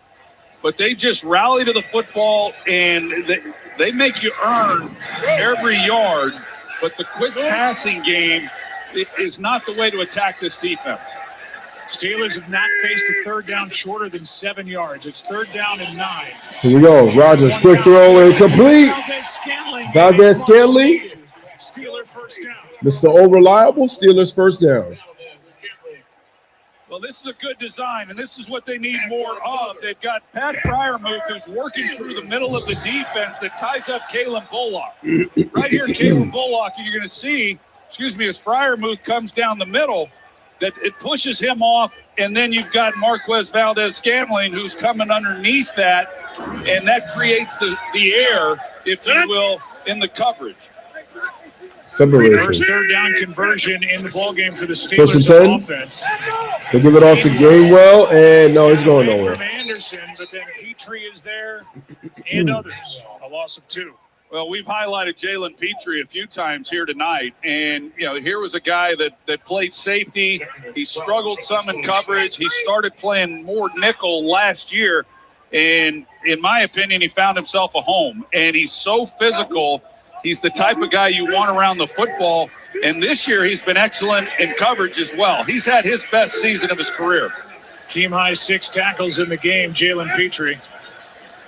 2nd down and 12. 2nd and 12 with an empty backfield. Rodgers back to throw, quick pass, fake, and Rodgers gets away from the pressure. And Rodgers, and no. Anderson and Hunter had pressure on that play, and these two guys that combined for 27 sacks forced this 3rd and long. Yeah, Danielle Hunter, you see this spin move that he puts on Troy Faltano, and Rodgers saw that one coming as well. And at his age now, he's not going to outrun anybody. There was a time he would have been able to get out of the pocket and really create some damage, but yeah, he doesn't want to do that no more. Protection, and he's been frustrated throughout this game. He needs a hug. For real, he do. 3rd down and 12. All right, Rodgers looking and going deep. Who's he going for? Oh, no flag?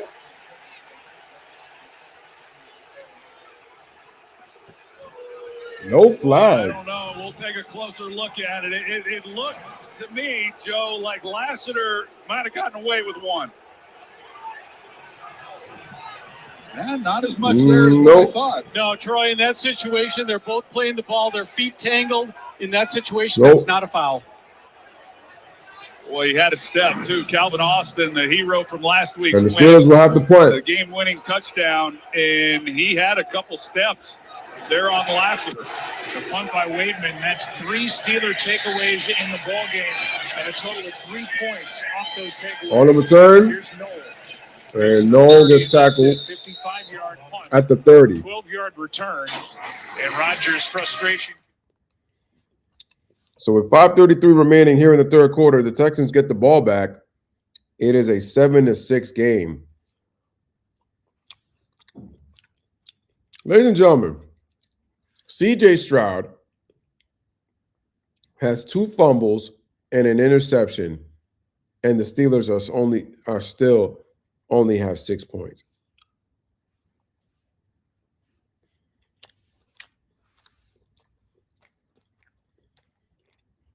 If you would have told me CJ would have 3 turnovers and the Texans would still be up 1, I would have called you crazy.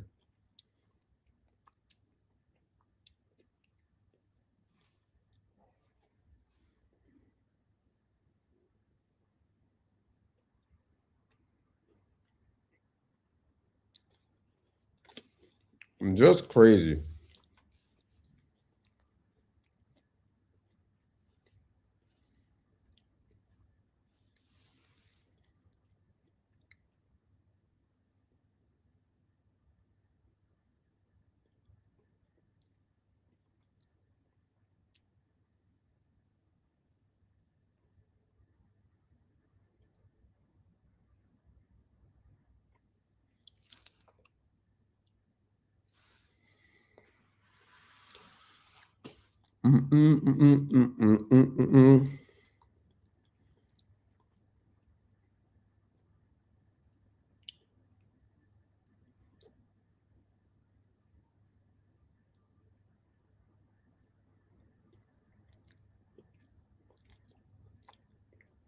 What is that? An OM cheeseburger?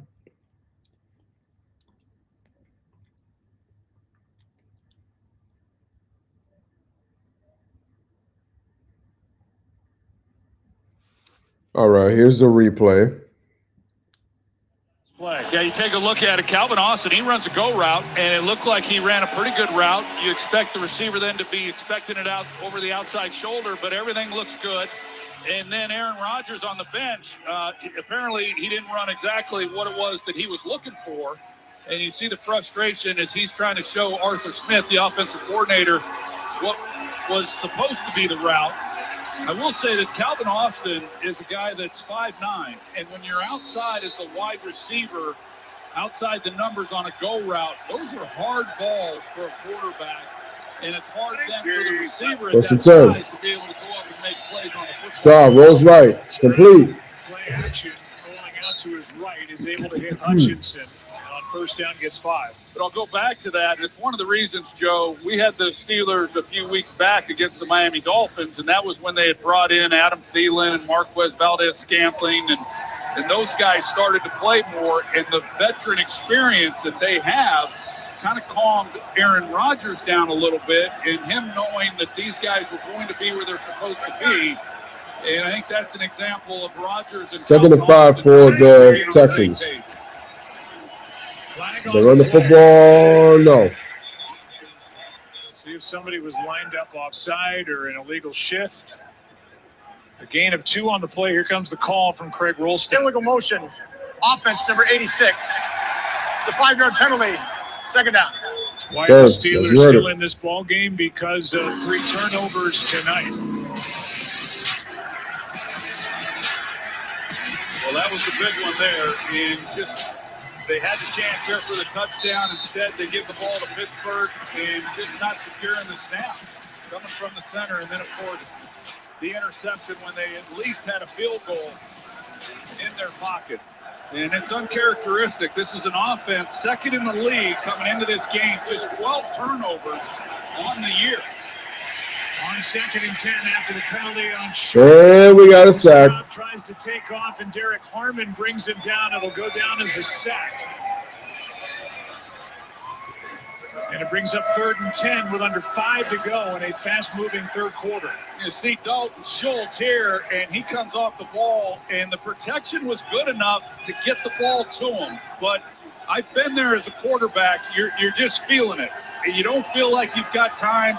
You're looking at the rush, not really feeling it, and keeping his eyes down the field. But they've got him. C.J. Stroud, step back. C.J. throws, and he overthrew it. It's incomplete 4th down. Yeah, C.J. Stroud ain't built for this. When he made his break to the sideline and no chance to complete the pass. Yeah, we've seen that, and we've talked to a number of players that have talked about the field here at Acrisure Stadium and how the footing's not all that great. And you see if you it's not that the receivers are slipping. The wrong foot. It's easy to have your feet get out from underneath you as you come out of that break. First 3 and out, Punt. forced by the Steelers defense. Best punt of the night by Townsend. Drives Austin back near the 10. Here we go. Picking his way through this punt cover team by the Texans. It knocked down short of the 25. A 60-yard punt. 14-yard return. And with this Texans defense. All righty, with 3:42 remaining here in the 3rd quarter, it is 7-6 in favor of the Texans.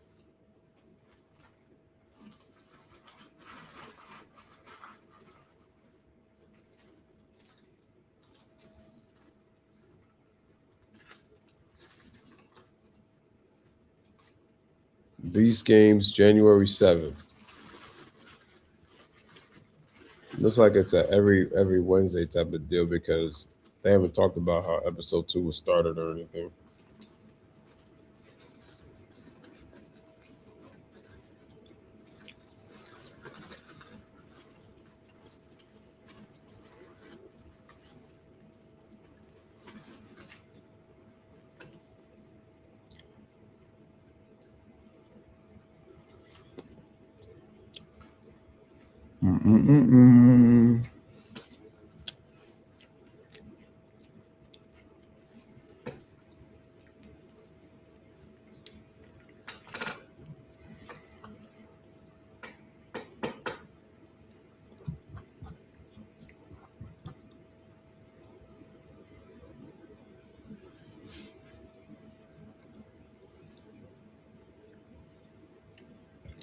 But as always, guys, man, I truly thank your support. I really, really appreciate it.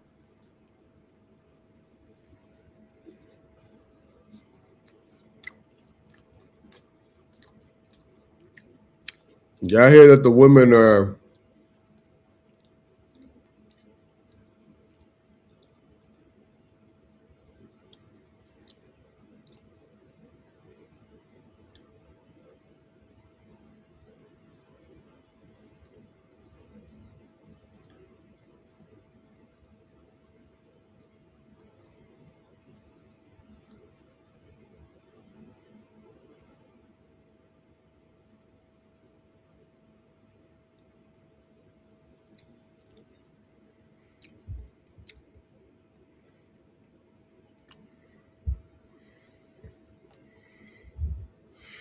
I think from now on, I'm going to start using this scoreboard because this scoreboard looks a lot better. I mean, but I also could have fixed the dimensions of the one I get from the 4-letter network. Texas defense, they brought their hard hats. All right, Steelers with the ball. 3:42 remaining. A lot of room for this Steelers offense and Aaron Rodgers play action. Rodgers and Thielen with the catch with a first down. His second catch of the night, and that is a 21-yard gain. Finally, a little room. Well, they threatened him here with DK Metcalf, in that combination route. They got DK Metcalf going to the pylon. He honestly was getting triple covered because off of that, and it opens it up. You see Kamari Lassiter, number 4. He's running, trying to get underneath Metcalf, and that's why the space was there. Get ready for the Pittsburgh second half. Rodgers had a shot to DK Metcalf had he have wanted to take it. Still hasn't thrown to him since the drop.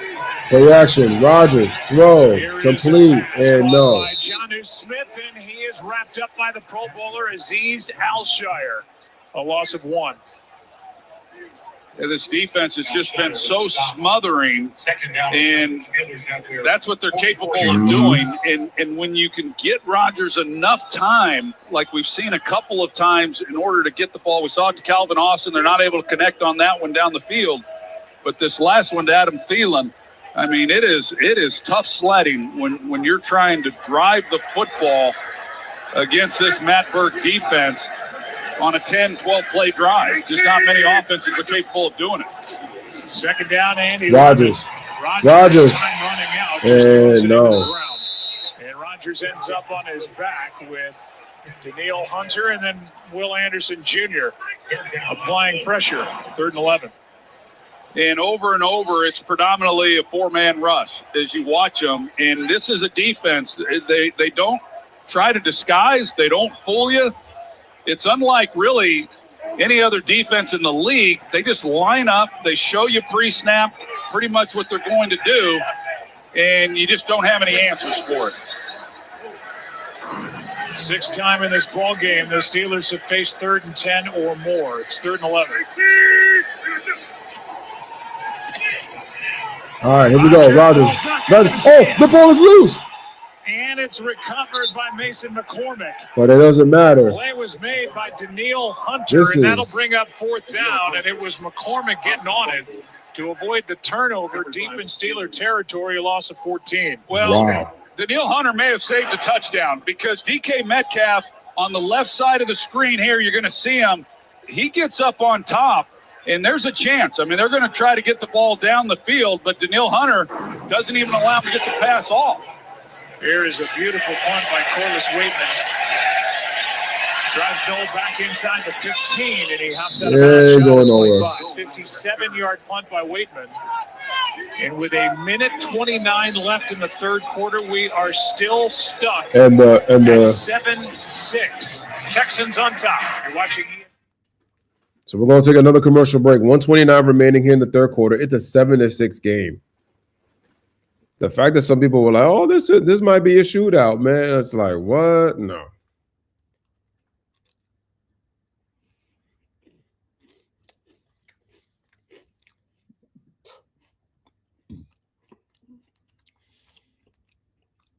Have we switched the scores around?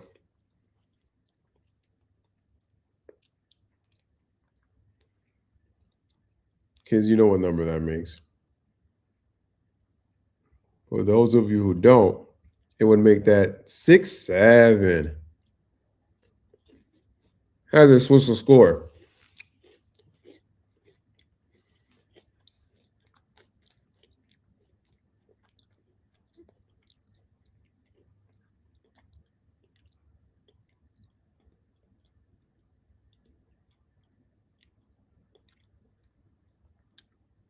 Well, guess what, lady? I'm from New York, too. So there you go.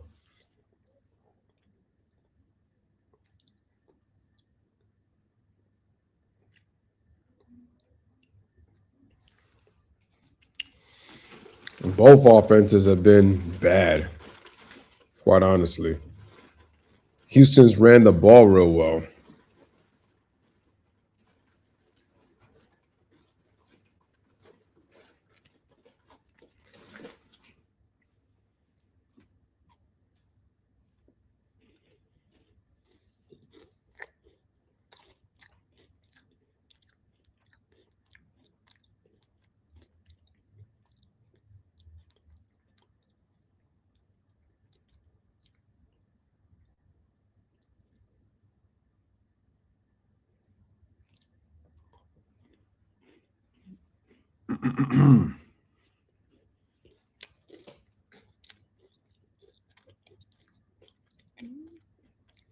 Okay, let's back to live action. On Thursday, February 5th, the Stars will be out in San Francisco to kick off Super Bowl 60 weekend. Find out who will take home the game's most prestigious awards with host John Hamm. Don't miss NFL Honors on NBC and NFL Network. And by the way, John is looking for a good steakhouse in San Francisco. If you have one, text him. He hit me with that before tonight's game. Good St. Louis boy, John Hamm. He'll have plenty of options here shortly. Texans with the ball back. 7-6 game under a minute. Play action. Stroud down the middle. Incomplete. Had it, couldn't hang on, and hopefully he's okay. He's slow getting up. Hit the ground hard on this cold night. Joey Porter Jr. was right there for the Steelers. Take a look at the end of this play. A well-positioned ball. He just goes right down on his head. Was unable to break his fall at all. Mm-hmm. I mean, immediately just falling right onto his helmet. Hands go up to his head, and now he is going to be walked off the field. Man get looked at. These two have been battling all night, and as you said, Nico Collins just could not brace himself for contact with this hard ground. 2nd and 10. Texans, since that impressive touchdown drive, Haven't done nothing. 14-play drive, have gone fumble, punt, interception, punt. And now another fumble. What is going on? Oh, my goodness. Stroud is able to get back on top of it. That is 3 times we have seen that tonight. And there have been others that have not been clean on top of that. Yeah, this one, Stroud wasn't even expecting the ball to be snapped. You see the right guard, Ingram, he's looking to wait for C.J. Stroud to tell him the ball should be snapped.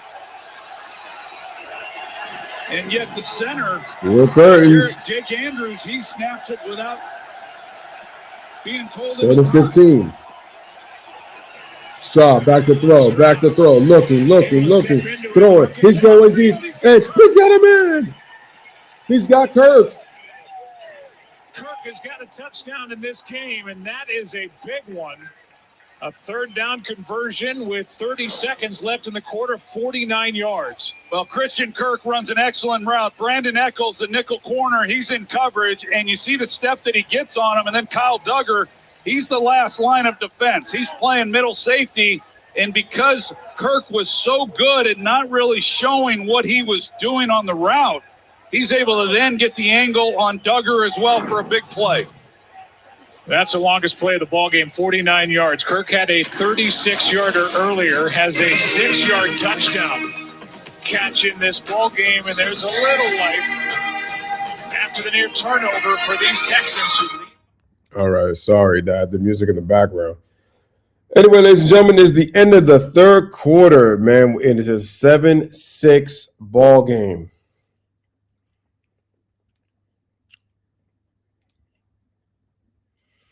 I thought the Texans have fumbled the ball again.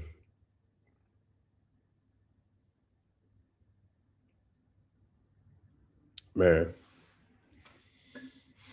I would have said to myself, 4 turnovers, and they're just give the Steelers the defense a bit of credit on the strip sack.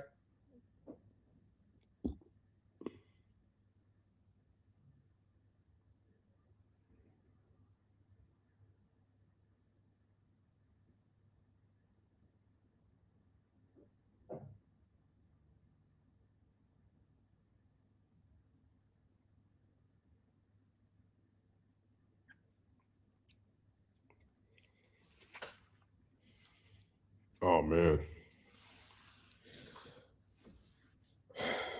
How does this fourth quarter turn out? Is it going to be one of those things where either team goes scoreless and it ends up being the same exact score, or does one team start to separate themselves from the other?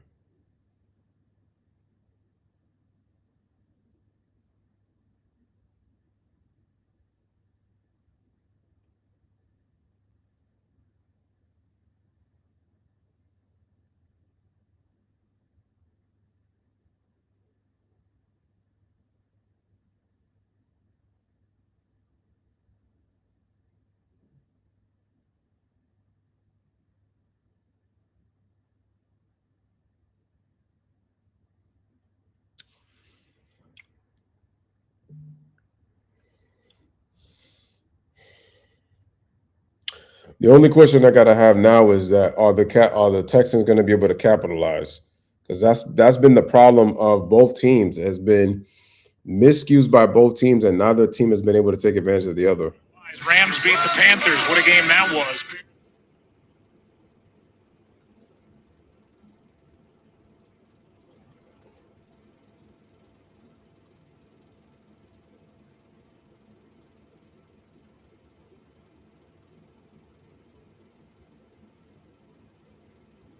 All right, start of the fourth quarter. Winner of this game here tonight. 118.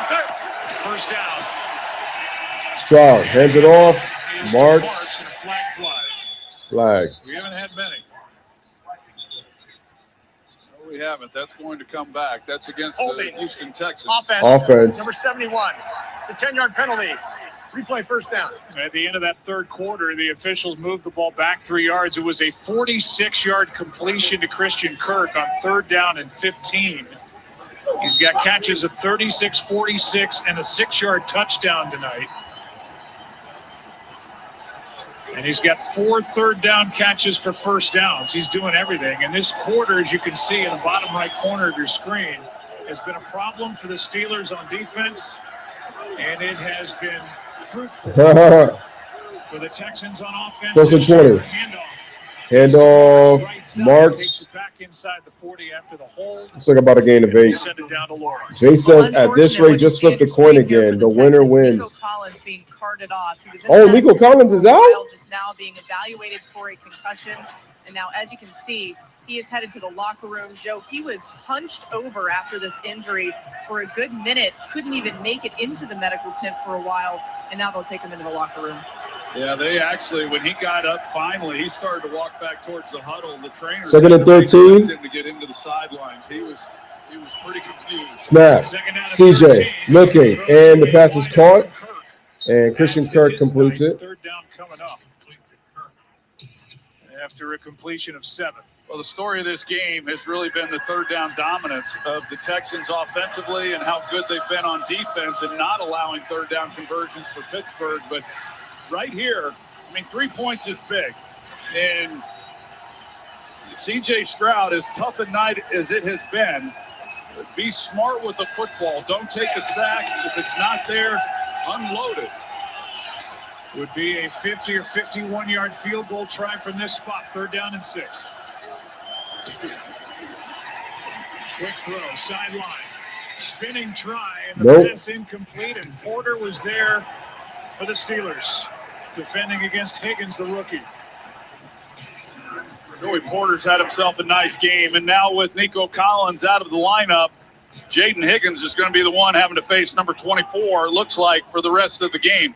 A little bit of a grab there at the end of that, but kind of had what they wanted. It's a big field goal attempt here by Kaimi Fairbairn. 51 yards. I mean, good, though. 51 yards. The young man There's a snap and the kick.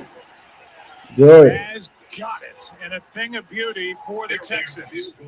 He had a rough divisional game on a cold day at Kansas City last year. Missed an extra point. All right. Steelers will get the ball back. The Texans have extended their lead. It is 10-6 with 13:07 here remaining in the fourth quarter. I'm about to say, I'm like, y'all play the music, but it's not in commercial break yet. Like, what's going on?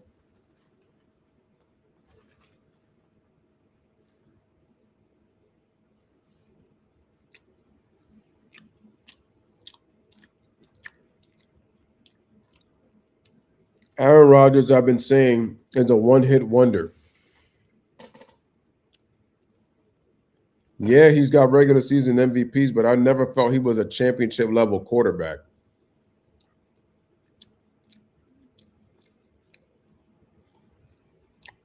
That man has lost 4 times in the conference title game out of the 5 times he went.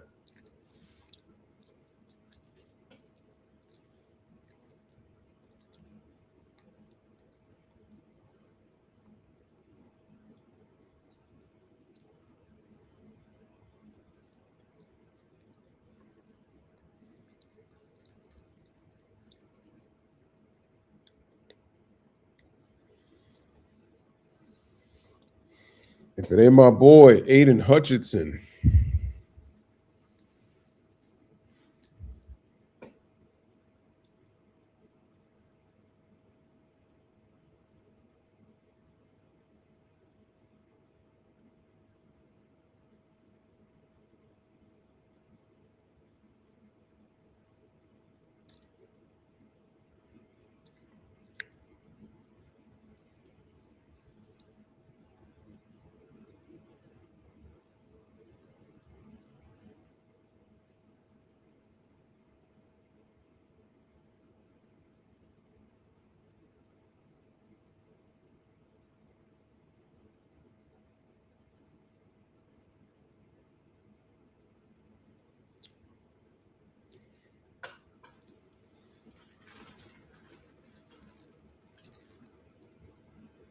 All right. Will Anderson Jr. They just keep coming at you, and they're so good at every level of this defense. It's why it doesn't matter who they're playing. They're always going to have a chance because this defense has been so dominant throughout the year. And they say defense travels. This defense especially travels. I mean, that's why Aaron is constantly slamming his hand on the field when they've been on the road. And that's been on full display tonight. It's his coping mechanism for his implosion. Returned by Gainwell. Gainwell, let's see what Gainwell does. Well, he ran up the middle. We'll give you numbers for the Texans defense in a moment. This postseason already, we've had 5 games, 12 lead changes in the fourth quarter, 4 game-winning touchdown drives in the final 3 minutes, 4 comeback wins in the final 3 minutes, all the most in a single postseason all time. Some great games, as you pointed out, Joe. I will there was some great games. Every team wants to get into the postseason, and that feels good. And there's a sense of accomplishment when you are exiting in the first round and you do not win a playoff game. It is absolutely the talent that Rodgers has played with. And he doesn't go nowhere with it. Oh, there goes Gainwell and gets himself a first down. Against this Texans defense, it has 6 tackles for a loss, 2 sacks. They've held the Steelers to a 1 for 9 on. That was a well-designed play that caught They've only allowed 3 points. The Texans off guard. Turnovers, and yet with all that, this is still just a 4-point game with 12.5 to go. That 14-yard run is Steelers' longest run of the night. First and 10 for the Steelers.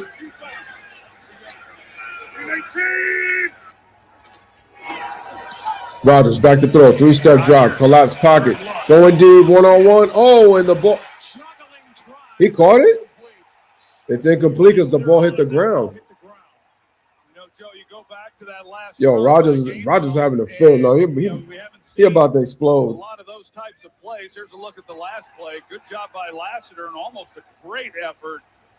Yeah. By Austin, but clearly hits the ground. This is a defense over the last 4 games has given up just 3 runs of 10 yards or more. The Steelers on the opening play of the game, they were able to get the ball to Warren for 10 yards, and then, of course, Gainwell on the previous run for 14. But those big chunk plays against this defense on the ground, boy, they're few and far between. Nope, we're going nowhere.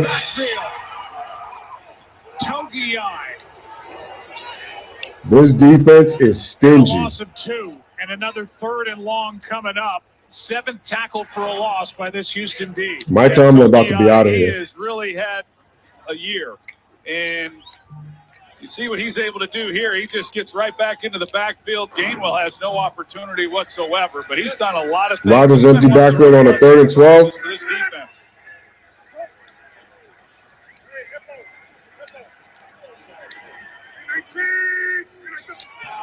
Okay. Rodgers back to throw. Rodgers. The ball is loose. It's stripped. It's a fumble. And the Texans are going to score on the touchdown. Unbelievable. Oh, Mike Tomlin's out of here. Mike Tomlin's going to be out of here. And obviously it'll be looked at to make sure that Rankins was not down by contact. Is a fumble recovered by Houston and run back for a touchdown. Well, you've got the pressure off the edge with Will Anderson, and then Rankins comes here, and he goes right through left guard Sayamalu. I mean, this is a two-man rush on that left side, and both guys get home. In a close ball game, the defense, as you would expect, comes up with the huge play. And it is a touchdown. He never went down. Rankins picked it up while he was standing up and took it 33 yards for the touchdown. Extra point, 16-6. Extra point, kick is good. Able to guide it through. Will Anderson knocked it out. This Texan defense,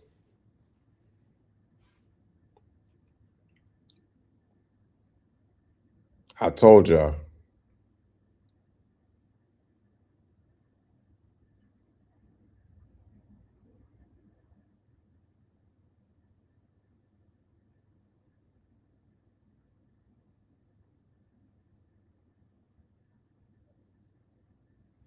What a great job by that Texas defense to collapse the pocket. Rodgers had nowhere to go. They forced a fumble, and Rankins picks up the ball and scores in the end zone.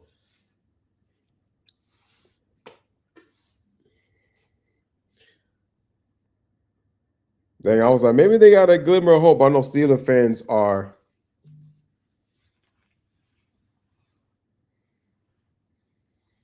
Think about that. A 305-pound defensive tackle just ran into the end zone for 33 yards.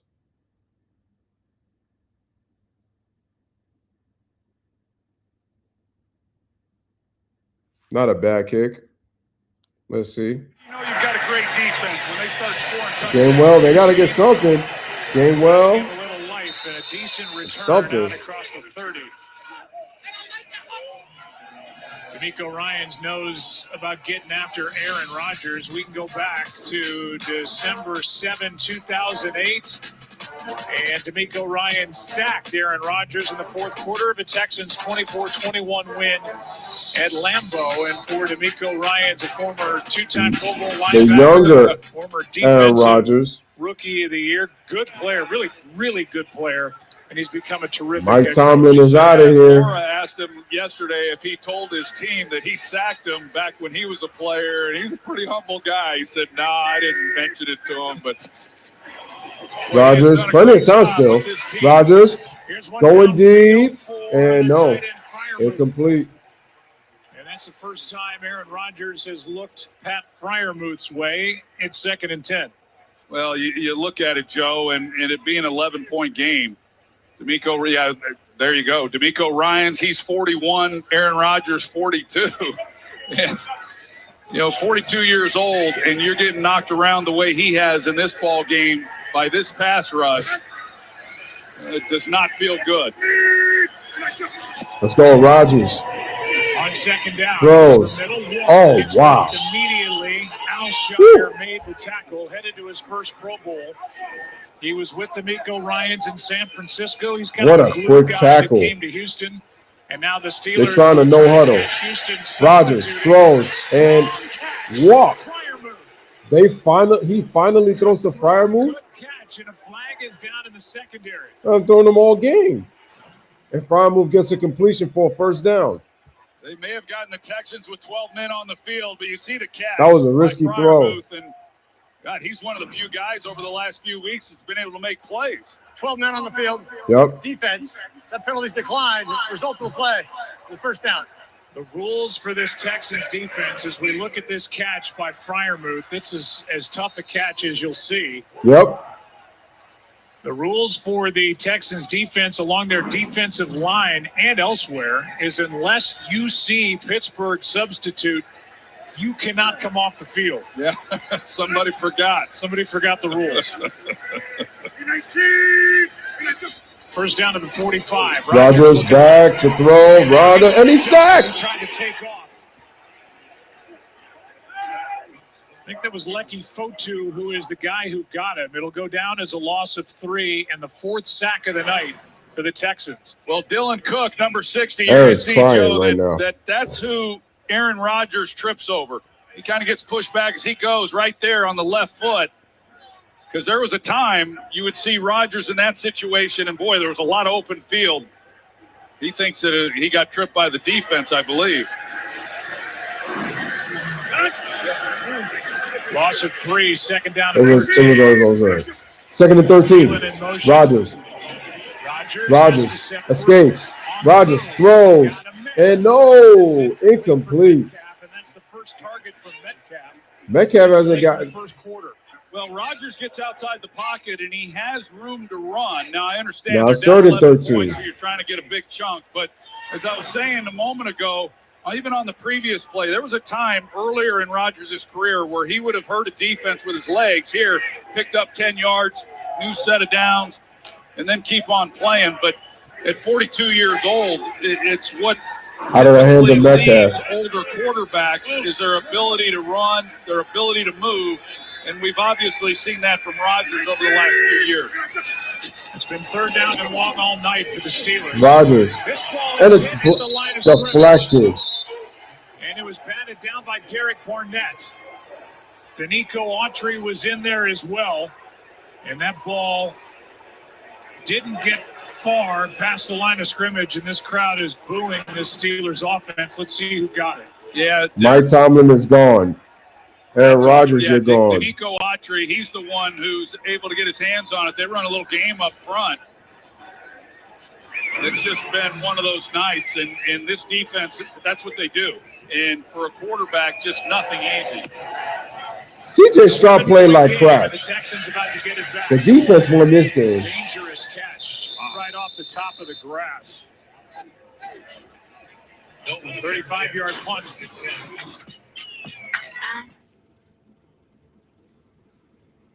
$9:29 remaining in the 4th quarter, and right now it's looking real bleak for the Steelers as they're trailing 17-6 at home. It's looking mighty bleak.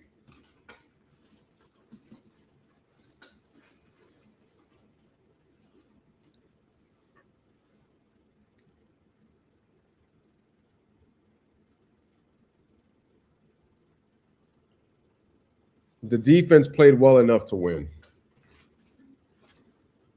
This Steeler offense, though,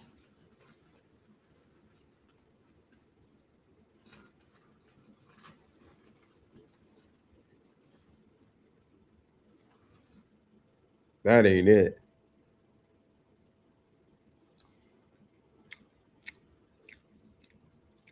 I got the Patriots clearly beating the Texans.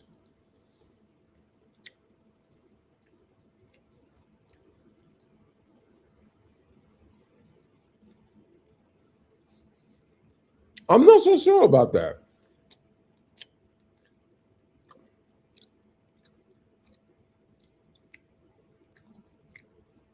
I won't be surprised if the Patriots win, but I don't know. But then again, look what I just said. I said, I don't know. Maybe the Steelers will finally pull something off. It feels a bit risky, but nope. This Houston defense is legit.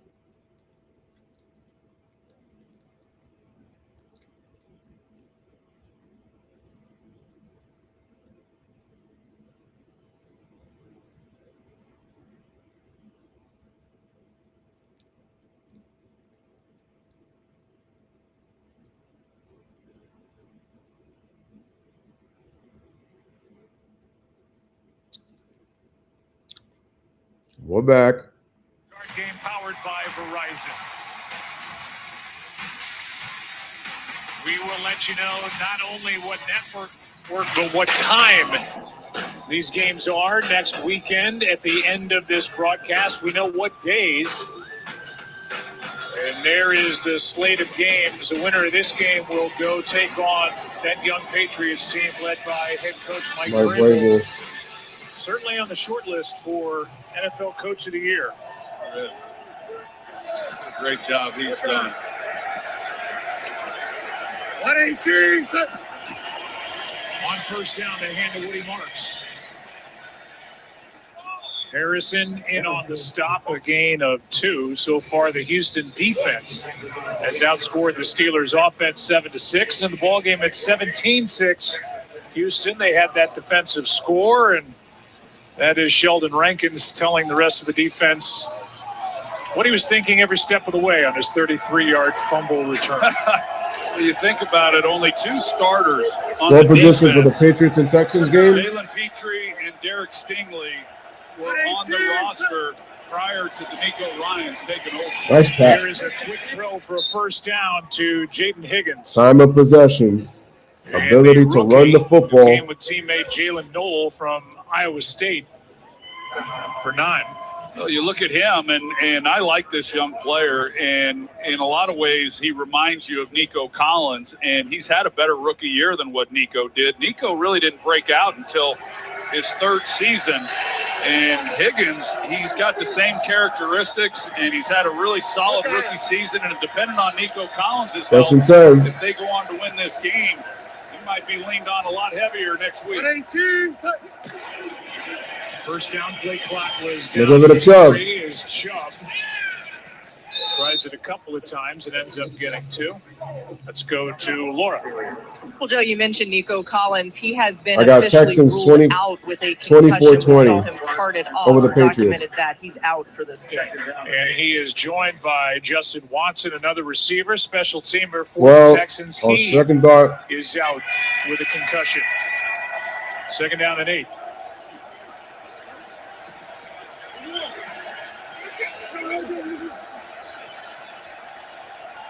second and 8 for the Texans. 118. Hand off to Chubb. And a big third down coming up. You know, you see that C.J. Stroud, he's trying to run the clock down, and you get him up at the line of scrimmage and hold it. Sometimes, especially on the road, that could be hard on an offensive line to just sit there in their stance waiting for the ball to be snapped. He's alerted them and let them know that the clock's going to go down. But they had continued to go 2 tight ends with an extra offensive lineman on those last several plays. They've substituted now here on third down, hoping to pick it up and continue to milk this clock. Third down and 4. First down and more. And he's going. He's going.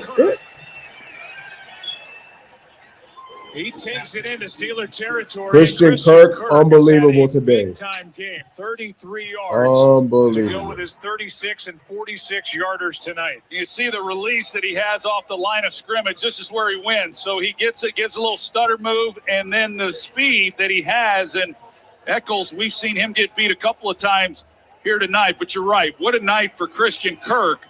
And this is a group, as I mentioned early in this game, there's Nico Collins and then there's everybody else. And everybody else at the receiving position, I like. They've all got skills that are unique to them, but it's a good room. Here is Woody Marks knocking on the door of a 100-yard game while Christian Kirk is up to 144 yards receiving. He's been targeted 9 times. He's got 8 catches. And Nick Caserio, what a pickup. 5th-year GM for the Texans, got him in a trade with the Jaguars.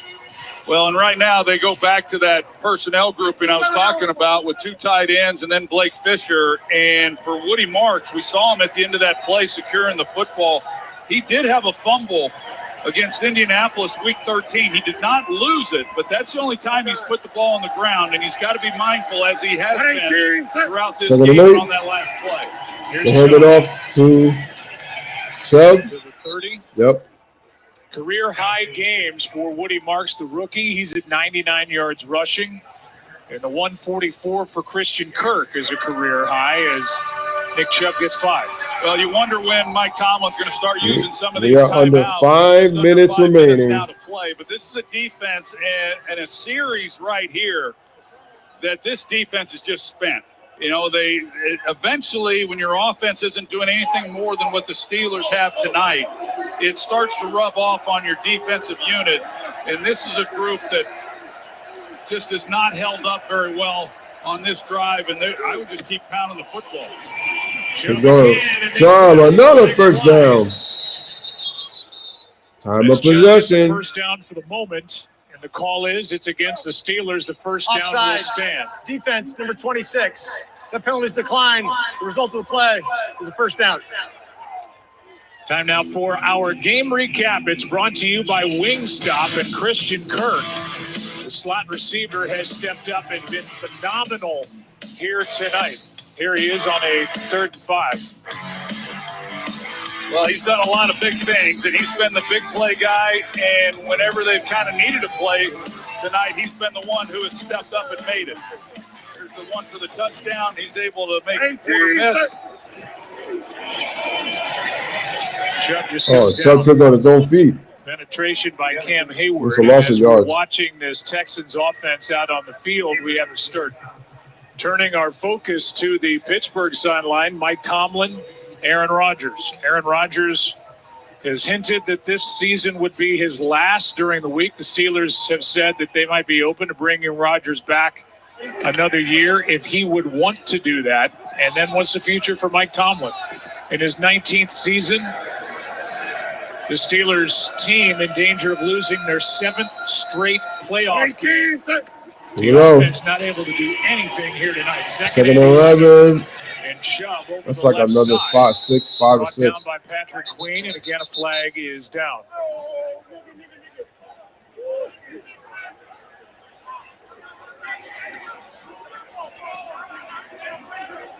Get the call from Craig Rolstad. What is the call? Talk Rodgers and Tomlin. Personal foul. Face mask. Defense, number 51. Penalties half the distance to the goal. Automatic first down. It's Nick over. Herbig is guilty of the face mask, and he checks out of the ball game. Well, I think we are watching Aaron Rodgers' last game. Yep, we are. What we saw It's over. Phillip Rivers this year. No. He came out and decided to come out of retirement and play for the Colts. Who knows what next year might bring? He might be willing to come in at some point if a team needs a quarterback. I doubt that will happen. I don't imagine he's going to say Rodgers is trying to finish on top, but it's over. and sign with the Steelers again or with another team. Ursery left Ball early. start. Offense. Number 79. 5-yard penalty. Still first down. And as far as Mike Tomlin goes, Joe, I would say I can't imagine him not being back unless he just decides he doesn't want to be back. But after what happened to John Harbaugh in Baltimore, I mean, it's a crazy league. It's tough on these coaches, and it's anyone's guess what might happen. Yeah, he's got 19 straight season without a losing record. That is well known around the league. You see the brain trust, whether it's Art Rooney II or their general manager Omar Khan. I already know Steelers fans. If they sign Mike Tomlin, I'm done with this team. Goal ball back outside the 10 as well. Woody Marks makes the tackles in the end zone for the touchdown. Exclamation point. It hasn't been pretty tonight for It's Nick over. Ryan's team. They have turned the ball over 3 times, but his defense and now the offense is starting to click. They'll probably say it was over when it was 7-6. Yes, they are, and you can just feel it on this last possession, Joe, that the Steelers' defense just simply run out of gas, not getting any complimentary play from the offense. And you know, as rough as it was for that man right there tonight, C.J. Stroud, this defense, as we talked about, C.J. Stroud had 3 turnovers. And as long as they can play like they did tonight, they'll be in every ball game late in the game. But Pittsburgh didn't score a single touchdown in this game. Look, man, I'm not even gonna do the rest of this game because I already know it's over. But you see, ladies and gentlemen, look at that. Breaks between the tackles. Just excuse me, poor tackling by the Steelers. But listen, this game is not on the defense. Yeah, they're right now down 24-6, but let's be very clear. This is not the defense. The defense did all it could. They forced 3 turnovers. The offense could not capitalize on any of these turnovers, and all they have to show for is 2 field goals. That's it.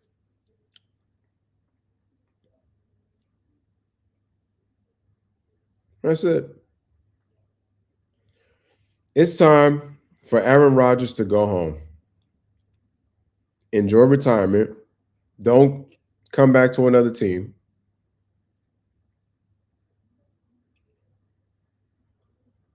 Like, you're trying to finish on top with a Super Bowl, and it's just like you have failed since your Super Bowl run.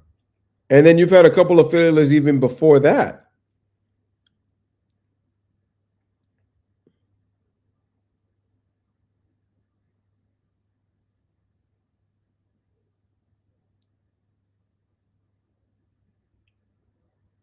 Yeah. He's top 5 in pass yards and 4-time regular season MVP and a Super Bowl champion and an MVP in the Super Bowl. Yeah. Most pass yards all time. I think that's postseason, right? Or those touchdowns. Rodgers pass got deflected.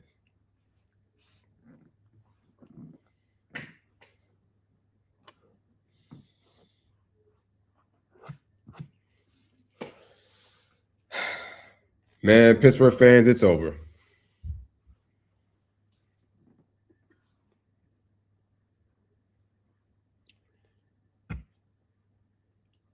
I believe the Steelers have given up the most points, fourth quarter points, out of all playoff teams.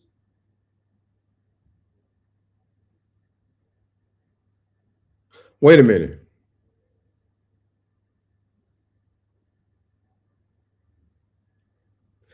It was 7-6 through 3 quarters.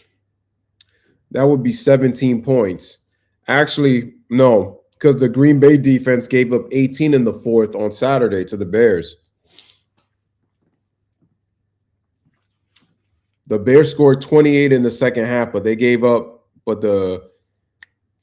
Packers gave up 18 of them in the fourth quarter. Oh, wait a minute. I spoke too soon. Rodgers back to throw, and the ball is caught by Gainwell, and it's 4th down.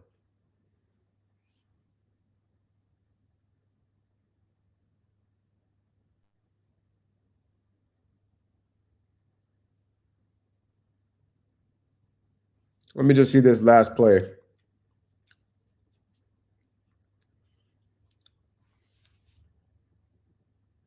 Okay, here's Rodgers back to throw on the 4th and 5. I can't believe I'm doing this. And it's picked off. Intercepted. Breaks a tackle, pushes Rodgers out of bounds. Wow, the disrespect, and it's a pick 6. Oh, my God. How fitting. Aaron Rodgers gets pushed out of bounds on that pick 6. It was already over on the last touchdown, but it's over now. Well, Pennsylvania, y'all crying because you got Cry Eagles Cry. Now you got Schittsburg now. Schittsburg and Cry Eagles Cry.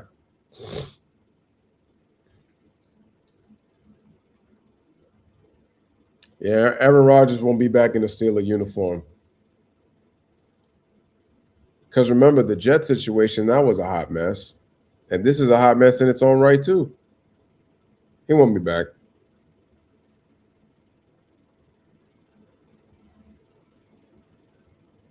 It's over.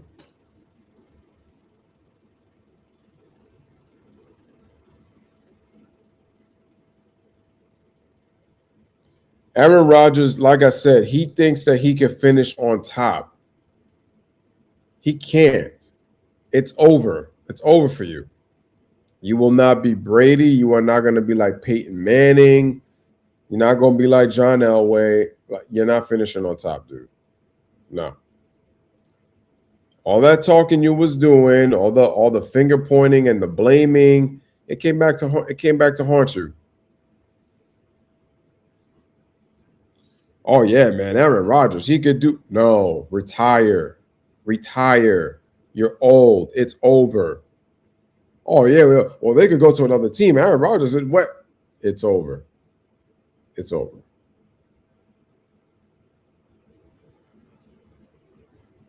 It's over.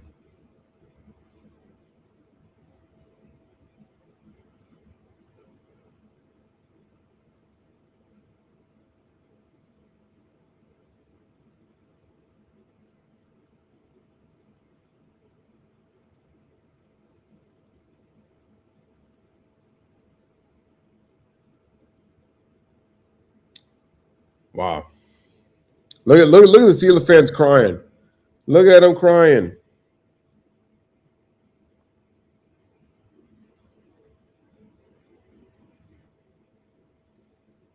It's over, bro. It's over. Steeler fans headed for the exits.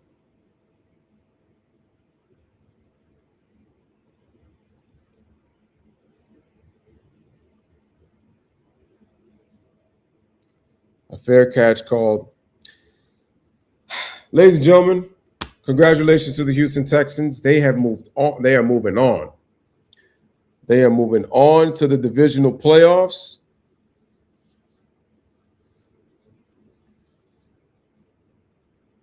And they will be facing the Denver Broncos.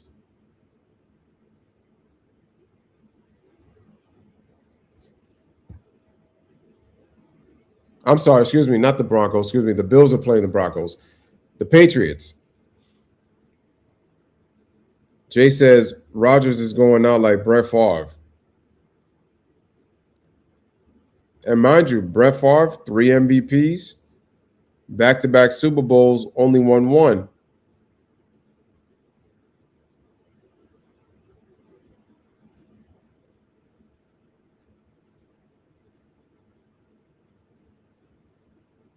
But it's over. Anyway, ladies and gentlemen, I'm going to call it a night on this live stream. The Pittsburgh Steelers, they got their butts whooped tonight. They didn't even score. And I know they put the 2-minute warning talking about, oh, Mike Tomlin might come back. I think Steeler fans have already made it clear they don't want Mike Tomlin back. It's over. It's done.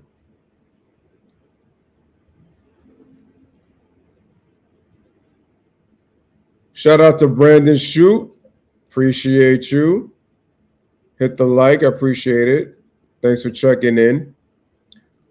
But the Texans defense is for real. And I still think they can beat the Patriots on the road. I think they can. I know the Steelers they're not the 14-win Pats. I get it.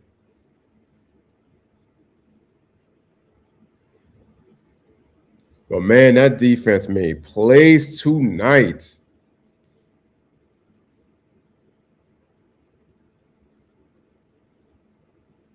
Good seeing you too, Jay.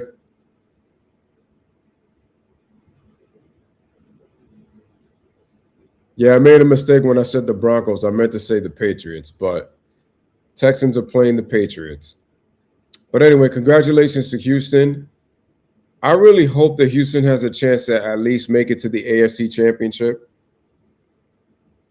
This Texans team is well coached. Very, very well coached. They tackle so well. They have so much versatility on their defense. Tip my hat to them. I hope Nico Collins is okay though, because they're gonna need him. And I think if they don't get him back next week, that it's gonna be really hard to try to beat to have a chance to beat the Patriots without having him on the field. But anyway, I wouldn't go Super Bowl bound just yet. I don't know. Let me see what they do against the Pats, and then we'll find out if they make it to the AFC Championship first. Anyway, ladies and gentlemen, have a wonderful night. Great to see people, familiar faces again. And we're going to definitely do this again. I got to see which matchup am I going to do for this upcoming weekend, but we'll see what happens. But anyway, this was fun. So until the next one, bless up, live, laugh, love. Thank you guys for watching. Peace. Like, share, comment, subscribe, and I'm gone. Have a great night, everybody. Catch you on the next one. You know, so many times, and I just wish they would just stop. You know what I mean? Just stop. I mean, he was, you know, Michael Jordan. I'm Kobe Bryant. I mean, we're two different players, and I wish people would just let it go. It really annoys me because, you know, you can't compare